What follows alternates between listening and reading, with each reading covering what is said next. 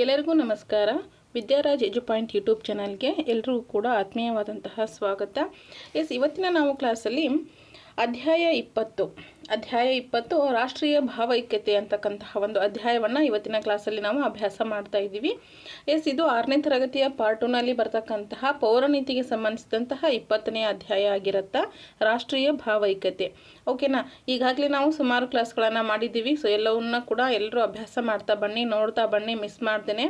So ಹಿಂದಿನ ಕ್ಲಾಸ್ಗಳನ್ನ ನೋಡಿಕೊಂಡು ಮುಂದೆ ಬರ್ತಾ ಹೋದಾಗೆಲ್ಲ ನಿಮಗೆ ಎಲ್ಲ ಅಭ್ಯಾಸಗಳ ಬಗ್ಗೆ ಕೂಡ ಕ್ಲಿಯರ್ ಆದಂತಹ ಒಂದು ಮಾಹಿತಿ ಸಿಗುತ್ತೆ ಅಂತ ಹೇಳ್ತಾ ಕ್ಲಾಸನ್ನು ನೋಡ್ತಾ ಎಲ್ಲರೂ ಕೂಡ ಕ್ಲಾಸ್ಗೆ ಲೈಕ್ ಮಾಡಿ. ಆ್ಯಂಡ್ ಯಾರೆಲ್ಲ ಹೊಸಬ್ರು ಜಾಯ್ನ್ ಆಗಿದ್ರಿ ಇದೇ ಮೊದಲ ಬಾರಿಗೆ ಸಬ್ಸ್ಕ್ರೈಬ್ ಮಾಡಿಕೊಡ್ರಿ. ಜೊತೆಗೆ ಯಾರಿಗೆಲ್ಲ ನಿಮ್ಮ ಫ್ರೆಂಡ್ಸ್ ಕಾಂಪಿಟೇಟಿವ್ ಎಕ್ಸಾಮ್ಗೆ ಪಾರ್ಟಿಸಿಪೇಟ್ ಮಾಡ್ತಾ ಇದ್ದಾರೋ ಸೊ ಎಲ್ಲರೂ ಕೂಡ ಈ ಒಂದು ವಿಡಿಯೋದ ಲಿಂಕನ್ನು ಶೇರ್ ಮಾಡಿರಿ. ಜೊತೆಗೆ ಟೆಲಿಗ್ರಾಮ್ಗೂ ಕೂಡ ಜಾಯ್ನ್ ಆಗ್ರಿ ಅಂತ ಹೇಳ್ತಾ ಕ್ಲಾಸನ್ನು ಶುರು ಮಾಡ್ತಾ ಇದ್ದೀನಿ. 20ನೇ ಅಧ್ಯಾಯ ಬಂದು ರಾಷ್ಟ್ರೀಯ ಭಾವೈಕ್ಯತೆ ಆಗಿರುತ್ತೆ. ಈ ಒಂದು ಅಧ್ಯಾಯದಲ್ಲಿ ನೀವು ರಾಷ್ಟ್ರೀಯ ಭಾವೈಕ್ಯತೆ ಬಗ್ಗೆ ತಿಳ್ಕೊಳ್ತೀರಿ. ಜೊತೆಗೆ ಭಾರತೀಯ ವೈವಿಧ್ಯತೆ, ಬಹುತ್ವದಲ್ಲಿ ಏಕತೆ ಹಾಗೂ ರಾಷ್ಟ್ರೀಯ ಏಕತೆಯ ಕುರಿತಾಗಿ ಈ ಒಂದು ಅಧ್ಯಾಯದಲ್ಲಿ ಪರಿಚಯ ಮಾಡಿಕೊಡಲಾಗಿರುತ್ತೆ. ಜೊತೆಗೆ ರಾಷ್ಟ್ರೀಯ ಭಾವೈಕ್ಯತೆಯನ್ನು ವೃದ್ಧಿ ಮಾಡ್ತಕ್ಕಂತಹ ಅಂಶಗಳು ಯಾವ್ಯಾವು, ಆ ಒಂದು ಭಾವೈಕ್ಯತೆಗೆ ತೊಡಕಾಗ್ತಕ್ಕಂತಹ ಅಂಶಗಳು ಯಾವುವು ಅಂತ ಕೂಡ ಈ ಒಂದು ಅಧ್ಯಾಯದಲ್ಲಿ ತಿಳಿಸ್ಕೊಡ್ಲಾಗಿರುತ್ತೆ. ಎಲ್ಲವನ್ನು ಕೂಡ ನಾವು ಇವತ್ತಿನ ಕ್ಲಾಸಲ್ಲಿ ನೋಡ್ತಾ ಬರೋಣ. ಹಾಗಾದರೆ ರಾಷ್ಟ್ರೀಯ ಭಾವೈಕ್ಯತೆಯ ಅರ್ಥ ಏನು? ರಾಷ್ಟ್ರೀಯ ಭಾವೈಕ್ಯತೆ ಅಂದರೆ ಒಬ್ಬರು ಇನ್ನೊಬ್ಬರ ಬಗ್ಗೆ ಅಥವಾ ಒಂದು ಜನಾಂಗ ಇನ್ನೊಂದು ಜನಾಂಗದ ಬಗ್ಗೆ ದ್ವೇಷ ಆಗಿರಬಹುದು, ಅಸೂಯೆ ಆಗಿರಬಹುದು ಅಥವಾ ಪೂರ್ವಾಗ್ರಹ ಪೀಡಿತರಾಗದೆ ದೇಶದ ಜನರು ತಾವೆಲ್ಲ ಒಂದೆಂಬಂತಕ್ಕಂತಹ ಭಾವನೆಯನ್ನು ಹೊಂದಿರೋದೇ ರಾಷ್ಟ್ರೀಯ ಭಾವೈಕ್ಯತೆ ಅಂತ ಹೇಳ್ತೀವಿ. ಸೊ ಇದು ನಿಮ್ಗೆ GPTಯಲ್ಲಿ 2 ಮಾರ್ಕ್ಸ್ಗೆ ಬರ್ಬೋದು ಸ್ನೇಹಿತರೆ. ರಾಷ್ಟ್ರೀಯ ಭಾವೈಕ್ಯತೆಯ ಅರ್ಥವನ್ನು ಬರೆಯಿರಿ ಅಥವಾ ರಾಷ್ಟ್ರೀಯ ಭಾವೈಕ್ಯತೆಯ ಅರ್ಥವನ್ನು ವಿವರಿಸಿ ಅಥವಾ ತಿಳಿಸಿ. ಓಕೆ, ಹಂಗೆ ರಾಷ್ಟ್ರೀಯ ಭಾವೈಕ್ಯತೆ ಅಂದರೆ ಏನು? ಸೊ ಈ ರೀತಿ ನಿಮ್ಗೆ ಒಂದು ಪ್ರಶ್ನೆಗಳ ಒಂದು ಬಗೆ ಬೇರೆ ಇರಬಹುದು. ಆದರೆ ರಾಷ್ಟ್ರೀಯ ಭಾವೈಕ್ಯತೆಯ ಅರ್ಥ ಏನು ಅಂತಂದ್ರೆ ಈ ರಾಷ್ಟ್ರದಲ್ಲಿರ್ತಕ್ಕಂತಹ ಪ್ರತಿಯೊಬ್ಬರು ಹೇಗಿರಬೇಕು ಅಂತಂದರೆ ಎಲ್ಲರೂ ಸಮಾನತೆಯಿಂದ ಕೂಡಿರಬೇಕು, ಯಾವುದೇ ರೀತಿ ದ್ವೇಷ ಮಾಡಬಾರ್ದು, ಒಬ್ಬರು ಕಂಡ್ರೆ ಇನ್ನೊಬ್ಬರು ಅಸೂಯೆಯನ್ನು ಪಡಬಾರ್ದು. ಓಕೆ, ಅವ್ರಿಗಿಂತ ಮುಂಚೆ ನಾವು ಅವ್ರ ಬಗ್ಗೆ ಎಲ್ಲವನ್ನ ಕೂಡ ತಿಳ್ಕೊಂಡು ಅವರನ್ನು ನಾವು ನೆಗ್ಲಿಜೆನ್ಸಿಯಿಂದ ಕಾಣಬಾರ್ದು, ಹೌದಲ್ವಾ? ಯಾವುದೇ ರೀತಿ ದ್ವೇಷವನ್ನು ಕಟ್ಕೊಳ್ಬಾರ್ದು. ಸೊ ಇದೆಲ್ಲವನ್ನು ಬಿಟ್ಟು ನಾವು ಏನು ಮಾಡಬೇಕು ಅಂದರೆ ಎಲ್ಲರೂ ಕೂಡ ಒಂದೇ ಅಂತಕ್ಕಂತಹ ಭಾವನೆಯನ್ನು ಹೊಂದಿ ನಮ್ಮ ರಾಷ್ಟ್ರದ ಭಾವೈಕ್ಯತೆ, ಐಕ್ಯ ಅಂತಂದ್ರೆ ಏನು, ಒಂದೇ ಕಡೆ ಸೇರುವಂಥದ್ದು. ಸೊ ಎಲ್ಲರೂ ಕೂಡ ಒಗ್ಗಟ್ಟಾಗಿ ಇರೋದಾಗಿರುತ್ತೆ. ಇನ್ನೊಬ್ಬರನ್ನು ಗೌರವಿಸುವುದು ಹಾಗೂ ಪರಸ್ಪರ ಸೌಹಾರ್ದತೆಯಿಂದ ಇರೋದು ನಾವೆಲ್ಲರೂ ರಾಷ್ಟ್ರವೆಂಬ ಒಂದೇ ಕುಟುಂಬದ ಸದಸ್ಯರು ಎನ್ನುವ ಭಾವನೆಯನ್ನು ಹೊಂದುವುದು. ಓಕೆ, ಇಲ್ಲಿ ನೋಡ್ರಿ, ಇನ್ನೊಬ್ಬರನ್ನು ಗೌರವಿಸೋದು. ಇವಾಗ ಫಾರ್ ಎಕ್ಸಾಂಪಲ್ ಕನ್ನಡಿಯನ್ನು ನಾವು ನೋಡ್ಕೊಳ್ತೀವಿ. ಸೊ ನಾವು ಹೇಗಿದ್ದೀವಿ, ನಮ್ಮ ಒಂದು ಪ್ರತಿಬಿಂಬವನ್ನು ಅದು ನಮಗೆ ಹೇಗೆ ತೋರಿಸ್ಕೊಡತ್ತೋ ಅದೇ ರೀತಿ ನಾವು ಒಬ್ಬರನ್ನು ಗೌರವಿಸಿದರೆ ಅವರು ಕೂಡ ನಮ್ಮನ್ನು ಗೌರವಿಸ್ತಾರೆ. ನಾವು ಏನ್ಲೇ ಅಂತ ಮಾತಾಡಿದ್ರೆ ಅವ್ರು ಯಾಕ್ಲೇ ಅಂತಾರೆ. ಸೊ ಅದು ನಮ್ಮ ಒಂದು ಸಂಸ್ಕೃತಿ ಅಲ್ಲ. ನಾವು ಎಲ್ಲರನ್ನ ಅಣ್ಣ ತಮ್ಮಂದಿರಂತೆ, ಸಹೋದರ ಸಹೋದರಿಯರಂತೆ ಕಾಣಬೇಕಾಗತ್ತೆ. ಹಿರಿಯರಿಗೆ ಕಿರಿಯರಿಗೆ ಅವ್ರದ್ದೇ ಆದಂತಹ ಒಂದು ಗೌರವವಿರುತ್ತೆ. ಸೊ ಅದನ್ನು ಕೊಟ್ಟು ನಾವು ಅವರನ್ನು ಗೌರವಿಸಬೇಕಾಗತ್ತೆ. ಪರಸ್ಪರ ಸೌಹಾರ್ದತೆಯಿಂದ ಇರೋದು, ಅನ್ಯೋನ್ಯತೆಯಿಂದ ಇರೋದು, ಪ್ರೀತಿ, ವಿಶ್ವಾಸ, ಬಾಂಧವ್ಯದಿಂದ ಇರ್ತಕ್ಕಂಥದ್ದು. ಯಾರೊಂದಿಗೂ ನಾವು ದ್ವೇಷವನ್ನು ಕಟ್ಕೊಳ್ಬಾರ್ದು. ರಾಷ್ಟ್ರ ಅಂತಕ್ಕಂತಹ ಒಂದು ಕುಟುಂಬದಲ್ಲಿ, ಇವಾಗ ಫಾರ್ ಎಕ್ಸಾಂಪಲ್ ಒಂದು ಕುಟುಂಬದಲ್ಲಿ ಅಪ್ಪ, ಅಮ್ಮ, ಅಣ್ಣ, ತಂಗಿ, ಅಕ್ಕ, ತಮ್ಮ, ಸೊ ಈ ರೀತಿ ಎಲ್ಲ ನಾವು ಹೇಗೆ ಇರ್ತೀವಲ್ವ, ಒಂದೇ ಕುಟುಂಬದಲ್ಲಿ ಏನೋ ಒಂದು ಸಮಸ್ಯೆ ಬರ್ತಾ ಇರುತ್ತೆ, ಹೋಗ್ತಾ ಇರುತ್ತೆ, ಅಂಥದನ್ನು ಬಿಡ್ರಿ. ಆ ರೀತಿ ರಾಷ್ಟ್ರ ಅಂತಕ್ಕಂಥದ್ದೇ ಒಂದು ಕುಟುಂಬ. ಆ ಒಂದು ಕುಟುಂಬ ತುಂಬಾ ದೊಡ್ಡದಾದಂತಹ ಕುಟುಂಬ. ನಮ್ಮ ರಾಷ್ಟ್ರ ಅಂತಕ್ಕಂಥದ್ದು ದೊಡ್ಡ ಕುಟುಂಬ. ಫಾರ್ ಎಕ್ಸಾಂಪಲ್ ಇವಾಗ ಒಂದು ಕುಟುಂಬದಲ್ಲಿ ನಾವು 5-6 ಜನ ಇರ್ತೀವಿ ಅಂತ ಅನ್ನೋದಾದರೆ ಅದೊಂದು ಕುಟುಂಬ. ರಾಷ್ಟ್ರ ಅಂತಕ್ಕಂಥದ್ದೇ ಒಂದು ಕುಟುಂಬ ಅಂತ ಇಲ್ಲಿ ಹೇಳ್ತಾ ಇದ್ದಾರೆ. ಅಂದರೆ ಅಲ್ಲಿರ್ತಕ್ಕಂತಹ ಪ್ರತಿಯೊಬ್ಬ ಸದಸ್ಯರು ಕೂಡ ಏನಾಗ್ತಾರೆ, ಆ ಒಂದು ಕುಟುಂಬದ ಸಮ ಸದಸ್ಯರಾಗ್ತಾರೆ ಅಂತಕ್ಕಂತಹ ಭಾವನೆಯನ್ನು ಇಟ್ಕೊಳ್ಬೇಕಾಗತ್ತೆ. ಜಾತಿ, ಮತ, ಪಂಥ, ಪಂಗಡ, ಧರ್ಮ, ಲಿಂಗ ತಾರತಮ್ಯ ಇಲ್ಲದೆ ಒಂದೇ ದೇಶದ ಜನರೆಲ್ಲರೂ ಕೂಡ ಒಂದೇ ಅಂತಕ್ಕಂತಹ ಭಾವನೆಯನ್ನು ಮೂಡಿಸೋದು ರಾಷ್ಟ್ರೀಯ ಭಾವೈಕ್ಯತೆ ಆಗತ್ತೆ. ಹಾಗಾದರೆ ರಾಷ್ಟ್ರವೇ ಒಂದು ಕುಟುಂಬ ಅಂದ ಮೇಲೆ ಅಲ್ಲಿರ್ತಕ್ಕಂಥ ಎಲ್ಲರೂ ಕೂಡ ಏನಾಗ್ತಾರೆ, ಆ ಒಂದು ಕುಟುಂಬದ ಸದಸ್ಯರಾಗ್ತಾರೆ. ಅಲ್ಲಿ ಯಾವುದೇ ರೀತಿ ಜಾತಿಯದ ಒಂದು ವ್ಯತ್ಯಾಸ ಬರಲ್ಲ, ನಮ್ಮ ಪಂಗಡ ಅದು, ನಮ್ಮ ಧರ್ಮ ಇದು, ಸೊ ಇದು ಯಾವುದೇ ರೀತಿ ತಾರತಮ್ಯ ಇಲ್ಲದೆ ಎಲ್ಲರೂ ಕೂಡ ಒಂದು ಅಂತಕ್ಕಂತಹ ಭಾವನೆಯನ್ನು ಮೂಡಿಸೋದಕ್ಕೆ ನಾವೇನಂತ ಕರಿತೀವಿ ರೀ, ರಾಷ್ಟ್ರೀಯ ಭಾವ ಐಕ್ಯತೆ ಅಂತಕ್ಕಂಥದ್ದು. ಓಕೆ, ಇದು ತುಂಬ ಕ್ಲಿಯರ್ ಆಯಿತು ಅಂತ ಅಂದ್ಕೊಳ್ತೀನಿ. ಜೊತೆಗೆ ಒಂದು ಸಶಕ್ತ ಅಂತಂದ್ರೆ ಎಲ್ಲ ರೀತಿಯಿಂದನೂ ಸದೃಢತೆಯನ್ನು ಹೊಂದಿರತಕ್ಕಂಥದ್ದು. ಒಂದು ಸಶಕ್ತ ರಾಷ್ಟ್ರ ನಿರ್ಮಾಣಕ್ಕೆ ಇಂತಹ ಭಾವನೆ ಎಲ್ಲರಲ್ಲೂ ಮೂಡುವುದು ಅಗತ್ಯ. ಹೌದು, ಇವಾಗ ಫಾರ್ ಎಕ್ಸಾಂಪಲ್ ಒಬ್ಬ ಮೇಲೆ ಹತ್ತಾ ಇದ್ದಾನೆ ಅಂತಂದರೆ ಎಲ್ಲರೂ ಕೂಡ ಅವನಿಗೆ ಸಪೋರ್ಟ್ ಮಾಡಬೇಕು. ಅದನ್ನು ಬಿಟ್ಟು ಕಾಲು ಹಿಡಿದು ಎಳೆಯೋದಲ್ಲ, ಹೌದಲ್ವಾ? ನಮ್ಮ ಇಂಡಿಯನ್ ಕಪ್ಪೆ ಅಂತ ಹೇಳ್ತೀವಿ. ಸೊ ಆ ರೀತಿ ಮಾಡೋದಲ್ಲ. ಯಾರನ್ನಾದರೂ ಮೇಲೆ ಹೋದರೆ ನಮ್ಮ ಒಂದು ಭಾರತದ ಒಂದು ಕೀರ್ತಿನ ಎತ್ತಿ ಹಿಡ್ದಾಗತ್ತೆ, ಹೌದಲ್ವಾ? ಸೊ ನಾನೇ ಬರಬೇಕು ನೀನೇ ಬರಬೇಕಂತ ಏನಿಲ್ಲ. ಯಾರಲ್ಲಿ ಒಂದು ಎಬಿಲಿಟಿ, ಸಾಮರ್ಥ್ಯ ಎಷ್ಟು ಹೆಚ್ಚಿರುತ್ತೋ ಸೊ ಅವರು ಮುಂದೆ ಬರ್ತಾರೆ. ಸೊ ಹಾಗಾಗಿ ಇಲ್ಲಿ ಏನಾಗುತ್ತಾ, ಸಶಕ್ತವಾದಂತಹ ಒಂದು ರಾಷ್ಟ್ರ ನಿರ್ಮಾಣಕ್ಕೆ ಇಂತಹ ಒಂದು ಭಾವನೆ ಎಲ್ಲರಲ್ಲೂ ಕೂಡ ಮೂಡೋದು ಅಗತ್ಯ ಇರತ್ತೆ. ಎಲ್ಲರೂ ಒಂದು ಅಂತಕ್ಕಂಥದ್ದು, ನಾವೆಲ್ಲರೂ ಒಂದು ಒಗ್ಗಟ್ಟು ಅಂತಕ್ಕಂಥ ಭಾವನೆ ಇದ್ದಲ್ಲಿ ಏನಾಗುತ್ತೆ ರೀ, ಒಂದು ಸಶಕ್ತವಾದಂತಹ ರಾಷ್ಟ್ರ ಇಲ್ಲಿ ನಿರ್ಮಾಣ ಆಗತ್ತಾ. ಓಕೆ, ಭಾರತೀಯರೆಲ್ಲ ಒಂದೇ ಅಂತಕ್ಕಂತಹ ಭಾವನೆಯನ್ನು ಗಟ್ಟಿಗೊಳಿಸೋದೇ ರಾಷ್ಟ್ರೀಯ ಭಾವೈಕ್ಯತೆ. ಎಸ್, ನಾವೆಲ್ಲರೂ ಕೂಡ ಭಾರತೀಯರು. ಇವಾಗ ಒಬ್ರನ್ನ ಕಂಡ್ರೆ ಒಬ್ರಿಗೆ ನಮ್ಗೆ ಆಗದೆ ಇರಬಹುದು, ಅದನ್ನು ಬೇರೆಯವ್ರಿಗೆ ತೋರಿಸ್ಕೊಡ್ಬಾರ್ದು. ಅಂದರೆ ಏನಾಗುತ್ತೆ ಇಲ್ಲಿ, ಇಬ್ಬರ ಜಗಳ ಮೂರನೇವ್ರಿಗೆ ಲಾಭ ಆಗುತ್ತೆ. ಸೊ ಹಾಗಾಗಿ ನಮ್ಮ ದೇಶದಲ್ಲಿ ನಾವು ಒಬ್ರಿಗೊಬ್ರು ಇಲ್ಲಿ ಜಗಳ ಮಾಡೋದ್ರಿಂದ ಬೇರೆ ದೇಶದವರು ಅದನ್ನು ಉಪಯೋಗ ಪಡಿಸ್ಕೊಳ್ತಾರೆ. ಓಕೆ, ಹಾಗೆ ಮಾಡೋದಕ್ಕಿಂತ ನಮ್ಮ ಜಗಳ ಏನೇ ಇದ್ರೂ ನಮ್ಮಲ್ಲೇ ಇರಬೇಕು, ಬೇರೆಯೊಂದಿಗೆ ಅದನ್ನು ಹಂಚ್ಕೊಳ್ಬಾರ್ದು. ಸೊ ಹಾಗಾಗಿ ಇಲ್ಲಿ ಎಲ್ಲರೂ ಕೂಡ ಒಂದೇ ಅಂತಕ್ಕಂತಹ ಮನೋಭಾವನೆಯನ್ನು ಇಟ್ಕೊಂಡ್ರೆ ನಮ್ಮ ರಾಷ್ಟ್ರದ ಭಾವೈಕ್ಯತೆ ಹೆಚ್ಚಾಗತ್ತೆ, ಒಂದಾಗತ್ತೆ ಅಂತಕ್ಕಂಥದ್ದು. ನೆಕ್ಸ್ಟ್ ಹಾಗಾದರೆ ಪ್ರಾಮುಖ್ಯತೆಯನ್ನು ತಿಳ್ಕೊಳ್ರಿ. ಯಾವುದರ ಪ್ರಾಮುಖ್ಯತೆ? ರಾಷ್ಟ್ರೀಯ ಭಾವೈಕ್ಯತೆಯ ಒಂದು ಪ್ರಾಮುಖ್ಯತೆ. ಒಂದು ರಾಷ್ಟ್ರದ ಜನತೆಯಲ್ಲಿ ಒಗ್ಗಟ್ಟನ್ನು ಉಂಟು ಮಾಡಲು ಭಾವೈಕ್ಯತೆ ಅಗತ್ಯವಾಗಿರುತ್ತೆ. ನೋಡ್ರಿ, ಒಂದು ರಾಷ್ಟ್ರದಲ್ಲಿರ್ತಕ್ಕಂತಹ ಜನತೆ ಒಗ್ಗಟ್ಟಾಗಿ ಇರಬೇಕಂದ್ರೆ ಅಲ್ಲಿ ಭಾವ ಐಕ್ಯತೆ, ಪರಸ್ಪರ ಒಬ್ಬರೊಬ್ಬರು ಭಾವನೆಗಳು ಏನಾಗಬೇಕಲ್ಲಿ ಸಮನಾಗಿರಬೇಕು. ಸಮ ಇರದೇ ಹೋದರೂ ಕೂಡ ಅಲ್ಲಿ ದ್ವೇಷ ಇರಬಾರ್ದು, ತಾರತಮ್ಯ ಇರಬಾರ್ದು. ಸೊ ಅಲ್ಲಿ ಎಲ್ಲ ಕೂಡ ಒಂದು ಅಂತಕ್ಕಂತಹ ಅವರ ಒಂದು ಭಾವೈಕ್ಯತೆ ಇದ್ದಾಗ ಮಾತ್ರ ಏನಾಗುತ್ತೆ ಅಲ್ಲಿ ಒಂದು ರಾಷ್ಟ್ರದ ಕೀರ್ತಿ ಹೆಚ್ಚಾಗಲಿಕ್ಕೆ ಸಾಧ್ಯ ಆಗುತ್ತೆ. ರಾಷ್ಟ್ರದ ಹಿತಾಸಕ್ತಿಯನ್ನು ಸಾಧಿಸಲು, ಅಭಿವೃದ್ಧಿಯನ್ನು ಹೊಂದಲು ರಾಷ್ಟ್ರದ ಜನರು ತಾವೆಲ್ಲರೂ ಒಂದಂತಕ್ಕಂತಹ ಭಾವನೆಯನ್ನು ಬೆಳೆಸಲು ಭಾವೈಕ್ಯತೆ ಅಗತ್ಯವಾಗಿದೆ. ಈ ಭಾವೈಕ್ಯತೆಯಿಂದ ಏನಾಗುತ್ತೆ ರೀ, ರಾಷ್ಟ್ರದ ಹಿತಾಸಕ್ತಿ ಕೂಡ ಏನಾಗುತ್ತಾ ಹೆಚ್ಚಾಗಲಿಕ್ಕೆ ಅಥವಾ ಸಾಧನೆ ಆಗಲಿಕ್ಕೆ ಸಾಧ್ಯ ಆಗುತ್ತೆ. ಅದು ಅಭಿವೃದ್ಧಿ ಪಥದತ್ತ ಹೋಗಲು ಕೂಡ ಸಾಧ್ಯ ಆಗುತ್ತೆ. ಯಾವುದರಿಂದ? ಜನರು ತಾವೆಲ್ಲರೂ ಒಂದು ಅಂತ ಯಾವಾಗ ಅಂದ್ಕೊಂಡು ಪರಸ್ಪರ ತಮ್ಮ ಭಾವನೆಗಳನ್ನು ಬೆಳೆಸಲಿಕ್ಕೆ ಏನಾಗುತ್ತೆ ಅಲ್ಲಿ ಸಹಾಯ ಆಗುತ್ತೆ. ಈ ರೀತಿ ಭಾವೈಕ್ಯತೆ ಉಂಟಾಗುತ್ತೆ. ಈ ಭಾವೈಕ್ಯತೆಯು ದೇಶದ ಸಮಗ್ರತೆ, ಸೋದರತೆ ಮತ್ತು ಸಮಾನತೆಗೆ ಪ್ರಮುಖವಾದಂತಹ ಪ್ರೇರಣೆಯಾಗಿರುತ್ತೆ. ಈ ಭಾವೈಕ್ಯತೆ ನಮ್ಮ ದೇಶದ ಸಮಗ್ರತೆ, ಸಮಗ್ರ ಅಂದ್ರೇನ್ರಿ ಆಲ್ ಅಂತ ಹೇಳ್ತೀವಿ. ಓಕೆ, ದೇಶದ ಸಮಗ್ರತೆ, ಓಕೆ, ಎಲ್ಲ ರೀತಿಯಿಂದಲೂ ಕೂಡ ದೇಶದ ಒಂದು ಉನ್ನತಿ ಅಂತ ಹೇಳ್ತೀವಿ. ಸೋದರತೆ ಮತ್ತು ಸಮಾನತೆಗೆ ಪ್ರಮುಖವಾದಂತಹ ಪ್ರೇರಣೆಯನ್ನು ಇದು ಕೊಡುತ್ತೆ. ನೆಕ್ಸ್ಟ್ ಬರ್ತಕ್ಕಂಥದ್ದು ಭಾರತೀಯ ವೈವಿಧ್ಯತೆ. ಭಾರತ ವೈವಿಧ್ಯಗಳಿಂದ ಕೂಡಿದಂತಹ ದೇಶವಾಗಿದೆ. ವೈವಿಧ್ಯ ಅಂತಂದ್ರೇನ್ರಿ, ಎಲ್ಲ ರೀತಿಯಿಂದಲೂ ಪಶು ಪಕ್ಷಿ ಪ್ರಾಣಿ, ಓಕೆ, ನಿಸರ್ಗ ಎಲ್ಲದರಿಂದನೂ ಸಹ ಕೂಡಿರ್ತಕ್ಕಂತಹ ದೇಶ. ವಿವಿಧತೆಯಲ್ಲಿ ಏಕತೆಯನ್ನು ಕಾಣ್ತಕ್ಕಂತಹ ದೇಶ ನಮ್ಮದು ಭಾರತ ದೇಶ ಅಂತ ಹೇಳ್ತೀವಿ. ಭಾರತದ ವಿವಿಧತೆಯು ಪ್ರಾಕೃತಿಕ ವೈವಿಧ್ಯ, ಜೀವಿ ವೈವಿಧ್ಯ ಮತ್ತು ಜನಜೀವನದಲ್ಲಿ ವೈವಿಧ್ಯತೆಯನ್ನು ಪ್ರಕಟಗೊಂಡಿದೆ. ಪ್ರಾಕೃತಿಕ ಅಂದರೆ ನೈಸರ್ಗಿಕವಾಗಿ ಎಲ್ಲವನ್ನು, ಕಾಡಾಗಿರ್ಬೋದು, ಪರಿಸರ ಆಗಿರ್ಬೋದು, ಇನ್ನಿತರೆ ಪಕ್ಷಿಗಳನ್ನು, ಓಕೆ, ಜೀವಿ ಸಂಕುಲದಲ್ಲಿ ಪ್ರಾಣಿ ಪಕ್ಷಿ ಮನುಷ್ಯ ಎಲ್ಲ ಕೂಡ ಬರ್ತಾನೆ. ಸೊ ಹೀಗಾಗಿ ಎಲ್ಲ ರೀತಿಯಿಂದ ಕೂಡ ಅದು ಒಳಗೊಂಡಿರುತ್ತೆ ಭಾರತೀಯ ವೈವಿಧ್ಯತೆ. ನೆಕ್ಸ್ಟ್ ಭಾರತೀಯ ವೈವಿಧ್ಯತೆ ನಂತರ ಬರ್ತಕ್ಕಂಥದ್ದು ಪ್ರಾಕೃತಿಕ ವೈವಿಧ್ಯತೆ. ಭಾರತದಲ್ಲಿ ಅತಿ ಎತ್ತರವಾದಂತಹ ಪರ್ವತ ಶ್ರೇಣಿಗಳು ನಮಗೆ ಈ ಒಂದು ಪ್ರಕೃತಿಯಲ್ಲಿ ಕಾಣಲಿಕ್ಕೆ ಸಿಗುವಂಥದ್ದು. ಅದರಲ್ಲಿ ಅತಿ ಉದ್ದದ ನದಿಗಳು, ವಿಶಾಲವಾದಂತಹ ಮೈದಾನಗಳು ಕೂಡ ಇರೋದನ್ನು ನೀವು ಗಮನಿಸ್ತಿರ್ತೀರಿ. ಅಂತೆಯೇ ಅತ್ಯಂತ ಚಳಿಯ ಹಾಗೂ ಉಷ್ಣದ ಪ್ರದೇಶಗಳು ಸಹ ಇರೋದನ್ನು ಗಮನಿಸ್ತೀರಿ.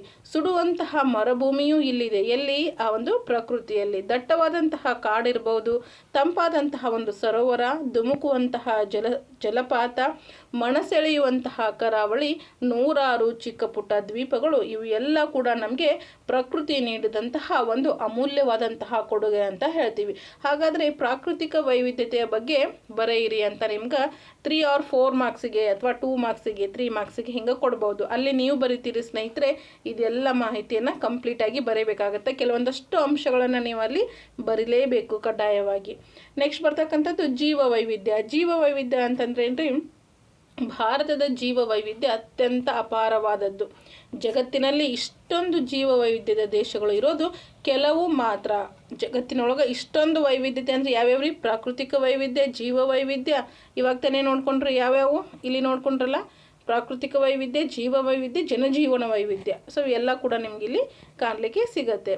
ಈವರೆಗೂ 47,000 ಹೆಚ್ಚು ಸಸ್ಯ ವರ್ಗಗಳನ್ನು ಗುರುತಿಸಿ ವರ್ಣಿಸಲಾಗಿದೆ. ನೋಡ್ರಿ ಎಷ್ಟು ಪ್ರಾಕೃತಿಕ ಒಂದು ಸೊಬಗು ಹೆಚ್ಚಿದೆ ಅಂತಕ್ಕಂಥದ್ದನ್ನು ನೋಡೋದಾದರೆ 47,000ಕ್ಕಿಂತ ಹೆಚ್ಚು ಸಸ್ಯವರ್ಗಗಳನ್ನು ಇಲ್ಲಿ ಗುರುತಿಸಲಾಗಿರುತ್ತೆ. ಯಾವುದರಲ್ಲಿ? ಪ್ರಾಕೃತಿಕ ವೈವಿಧ್ಯದಲ್ಲಿ. ದೇಶದಲ್ಲಿ ಸುಮಾರು 90,000 ಬಗೆಯ ವೈವಿಧ್ಯಮಯ ಪ್ರಾಣಿಗಳಿವೆ. ನೋಡ್ರಿ 90,000 ಅಂದರೆ ಕಡಿಮೆನ, ನಿಯರ್ 1 ಲಕ್ಷಕ್ಕೆ ಬಂತು, ಹೌದಲ್ವಾ? ಅವುಗಳಲ್ಲಿ 1232 ಬಗೆಯ ಪಕ್ಷಿ ವರ್ಗಗಳು. ನೋಡ್ರಿ 1232 ಬಗೆ, ಅಷ್ಟು ಬಗೆಯ ಪಕ್ಷಿಗಳನ್ನು ಕಾಣ್ತೀವಿ. ಜೊತೆಗೆ 2,546 ಬಗೆಯ 2,500ಕ್ಕೂ ಹೆಚ್ಚು ಮೀನಿನ ವರ್ಗಗಳು ಇದೆ ರೀ. ಮತ್ತು ವೈವಿಧ್ಯಮಯ ಜೀವ ಸಂಕುಲ ಭಾರತದ ಅಮೂಲ್ಯ ಆಸ್ತಿ. ಅಮೂಲ್ಯವಾದಂತಹ ಆಸ್ತಿ ಅಂತಲೇ ನಾವು ಈ ಒಂದು ಜೀವಿ ವೈವಿಧ್ಯವನ್ನು ಹೇಳ್ತೀವಿ. ನೆಕ್ಸ್ಟ್ ಬರ್ತಕ್ಕಂಥದ್ದು ಜನವೈವಿಧ್ಯ ರೀ. ಜನವೈವಿಧ್ಯದಲ್ಲಿ ಏನೆಲ್ಲ ಕಾಣ್ಲಿಕ್ಕೆ ಸಿಗುತ್ತೆ? ವಿಶಾಲ ಭಾರತದಲ್ಲಿ ವಿವಿಧ ಬಗೆಯ ಸಮುದಾಯಕ್ಕೆ ಸೇರಿದಂತಹ ಜನರಿದ್ದಾರೆ. ವಿವಿಧ ಬಗೆ ನೋಡ್ರಿ ಹೇಗೆ ಅಂತಂದ್ರೆ ಅವರ ರೂಪದಲ್ಲಿ ಕೂಡ ಬೇರೆ ಬೇರೆ ರೀತಿ ಇರ್ತಾರೆ. ಒಬ್ರು ಕಪ್ಪಿರ್ತಾರೆ, ಒಬ್ರು ಬಿಳಿ ಇರ್ತಾರೆ, ಒಬ್ರು ಏನಿರ್ತಾರೆ, ಕೆಲವಷ್ಟು ಬಣ್ಣಗಳಲ್ಲಿ ವ್ಯತ್ಯಾಸ ಇರುತ್ತೆ. ಕಪ್ಪಾಗಿರ್ಬೋದು, ಬಿಳುಪಾಗಿರ್ಬೋದು, ಗೋಧಿ ಬಣ್ಣ ಆಗಿರ್ಬೋದು. ನೀವು ಕೇಳಿರಿ, ಗೋಧಿ ಬಣ್ಣ ಸಾಧಾರಣ ಮೈಕಟ್ಟು ಹೀಗೇನೇನೋ ಇರುತ್ತೆ. ಸೊ ಮತ್ತು ಮೈಕಟ್ಟಿನಲ್ಲಿ ದಪ್ಪ, ಸಣ್ಣ, ತೆಳು, ಎತ್ತರ, ಗಿಡ್ಡ, ಈ ರೀತಿ ಎಲ್ಲ. ಭಾಷೆ ಬೇರೆಯವರು ಬೇರೆ ಬೇರೆ ಭಾಷೆ ಮಾತಾಡ್ತಾರೆ ರೀ. ಕನ್ನಡ, ಇಂಗ್ಲೀಷ್, ಹಿಂದಿ, ತೆಲುಗು, ತಮಿಳು, ಮರಾಠಿ, ಉರ್ದು. ಸೊ ಎಲ್ಲ ಸಾಕಷ್ಟು ಇರುತ್ತೆ. ವೇಷಭೂಷಣ ರೀ, ನಮ್ಮ ಒಂದು ಭಾರತೀಯ ಒಂದು ಸಂಪ್ರದಾಯದಲ್ಲಿ ಸಾರಿಯನ್ನು ಹಾಕೊಳ್ತೀವಿ. ಇನ್ನಿತರ ವೆಸ್ಟರ್ನ್ ಅಲ್ಲಿ ಕೂಡ ನಮ್ಮ ಒಂದು ವೇಷಭೂಷಣ ಬದಲಾವಣೆ ಇರುತ್ತೆ. ನೋಡ್ಕೊಳ್ತೀರಿ ನೀವು ಟಿ ವಿನಲ್ಲಿ ಸಾಕಷ್ಟು ಬಗೆಯ ಒಂದು ವೇಷಭೂಷಣಗಳನ್ನು ನೀವು ಇಲ್ಲಿ ಕಾಣ್ತೀರಿ. ಆಹಾರ ರೀತಿ ವೆಜಿಟೇರಿಯನ್, ನಾನ್ ವೆಜಿಟೇರಿಯನ್ ರೀ. ರೀತಿ ನೀತಿ ಆಚಾರ ವಿಚಾರ ಅಲ್ಲಿ ಒಂದು ಕಲ್ಚರ್ ಹೇಗಿರುತ್ತೋ ಅದರ ಆಧಾರದ ಮೇಲೆ ಅಲ್ಲಿ ರೀತಿ ನೀತಿ ಆಚಾರ ವಿಚಾರ ಇರುತ್ತೆ ರೀ. ಸೊ ನಾವು ಇಲ್ಲಿದೊಯ್ದು ಅಲ್ಲಿ ಹಾಕ್ತೀವಿ, ಅಲ್ಲಿದೊಯ್ದು ಇಲ್ಲಿ ಹಾಕ್ತೀವಿ ಅಂತಂದ್ರೆ ನಡೆಯಂಗಿಲ್ಲ, ಹೌದಲ್ರಿ? ಮತ ಧರ್ಮಗಳು ಬೇರೆ ಇರ್ತವೆ. ನಮ್ಮದೇ ಆದಂತಹ ಧರ್ಮ ಬೇರೆ ಇರುತ್ತೆ, ಅವ್ರದ್ದು ಧರ್ಮ ಬೇರೆ ಇರುತ್ತೆ. ಸೊ ಎಲ್ಲ ಏನಾಗಿರ್ತವೆ? ಬಗೆಯದಾಗಿರ್ತವೆ, ಬೇರೆ ಬೇರೆ ಆಗಿರ್ತವೆ. ನಮ್ಮ ಒಂದು ಜೀವನದ ಸೊಗಸನ್ನು ಕಣ್ಣಾರೆ ಕಂಡು ಸವಿಯಲು ಭಾರತವನ್ನು ಸುತ್ತಾಡಿ ಬರಬೇಕು. ನೋಡ್ರಿ ನಮ್ಮ ಒಂದು ಜೀವನದ ಸೊಗಸನ್ನು ಹೆಂಗೈತಿ ಅಂತ ನಾವು ನೋಡ್ಬೇಕಂತಂದ್ರೆ ನಾವು ನಮ್ಮ ಭಾರತ ಏನೈತಿಲ್ರಿ ಅದನ್ನು ಕಣ್ಣಾರೆ ಕಂಡು ಸವಿಯಲು ನಾವು ಅದನ್ನು ಸುತ್ತಾಡಿ ಬರಬೇಕು ಅಂತ ಇಲ್ಲಿ ತಿಳಿಸ್ತಾರೆ. ಅಂದರೆ ದೇಶ ಸುತ್ತಿ ನೋಡು, ಕೋಶ ಓದಿ ನೋಡು ಅಂತ ಹೇಳ್ತಾರೆ. ಅಂದರೆ ಕಾಲಿದ್ದವ್ರು ಏನು ಮಾಡಬೇಕು? ದೇಶವನ್ನು ಸುತ್ತಾಡಿ ಬರಬೇಕು. ಇಲ್ಲ ಅಂತಂದರೆ ಏನು ಮಾಡಬೇಕು? ಕಣ್ಣಿದ್ದವರು ಕೋಶವನ್ನು ಓದಬೇಕು ಅಂತಕ್ಕಂಥದ್ದು.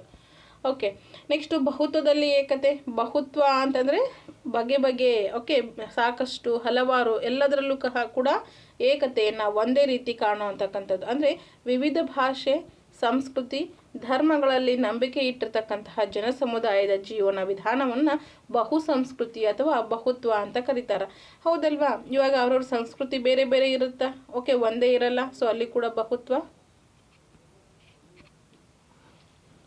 ಹಾಗೆಯೇ ಭಾಷೆ ಒಳಗೂ ಆವಾಗಲೇ ಹೇಳಿದ್ನಲ್ವ, ಸಾಕಷ್ಟು ಭಾಷೆಗಳಿರುತ್ತೆ. ಬಹು ಅಂದರೆ ಹೆಚ್ಚು ಅಂತಕ್ಕಂಥದ್ದು. ಅದೇ ರೀತಿ ಧರ್ಮಗಳಲ್ಲಿ ಕೂಡ ಬೇರೆ ಬೇರೆ ಧರ್ಮಗಳು ಇರುತ್ತೆ. ಸೊ ಎಲ್ಲವನ್ನ ಒಳಗೊಂಡಂತಹ ಜನಜೀವನವನ್ನು ಅಥವಾ ಜೀವನದ ವಿಧಾನವನ್ನು ನಾವೇನಂತ ಕರಿತೀವಿ ರೀ? ಬಹು ಸಂಸ್ಕೃತಿ ಅಥವಾ ಬಹುತ್ವ ಅಂತ ಕರಿತೀವಿ. ಭಾರತವು ವೈವಿಧ್ಯಮಯವಾದಂತಹ ರಾಷ್ಟ್ರವಾಗಿದೆ. ವಿವಿಧತೆಯಲ್ಲಿ ಏಕತೆ ಅಂತ ಇವಾಗ ತಾನೇ ನೋಡ್ಕೊಂಡ್ವಿ. ಸಾಮಾನ್ಯ ಶಕ 2023 ಏಪ್ರಿಲ್ 21 ಪ್ರಕಟಗೊಂಡಂತಹ, ನೋಡ್ರಿ ಭಾಳ ಇಂಪಾರ್ಟೆಂಟ್ ಇದೆ, ಏನು 2023 ಸಾಮಾನ್ಯ ಶಕ 2023 ಏಪ್ರಿಲ್ 21 ಪ್ರಕಟಗೊಂಡಂತಹ ಯುನೈಟೆಡ್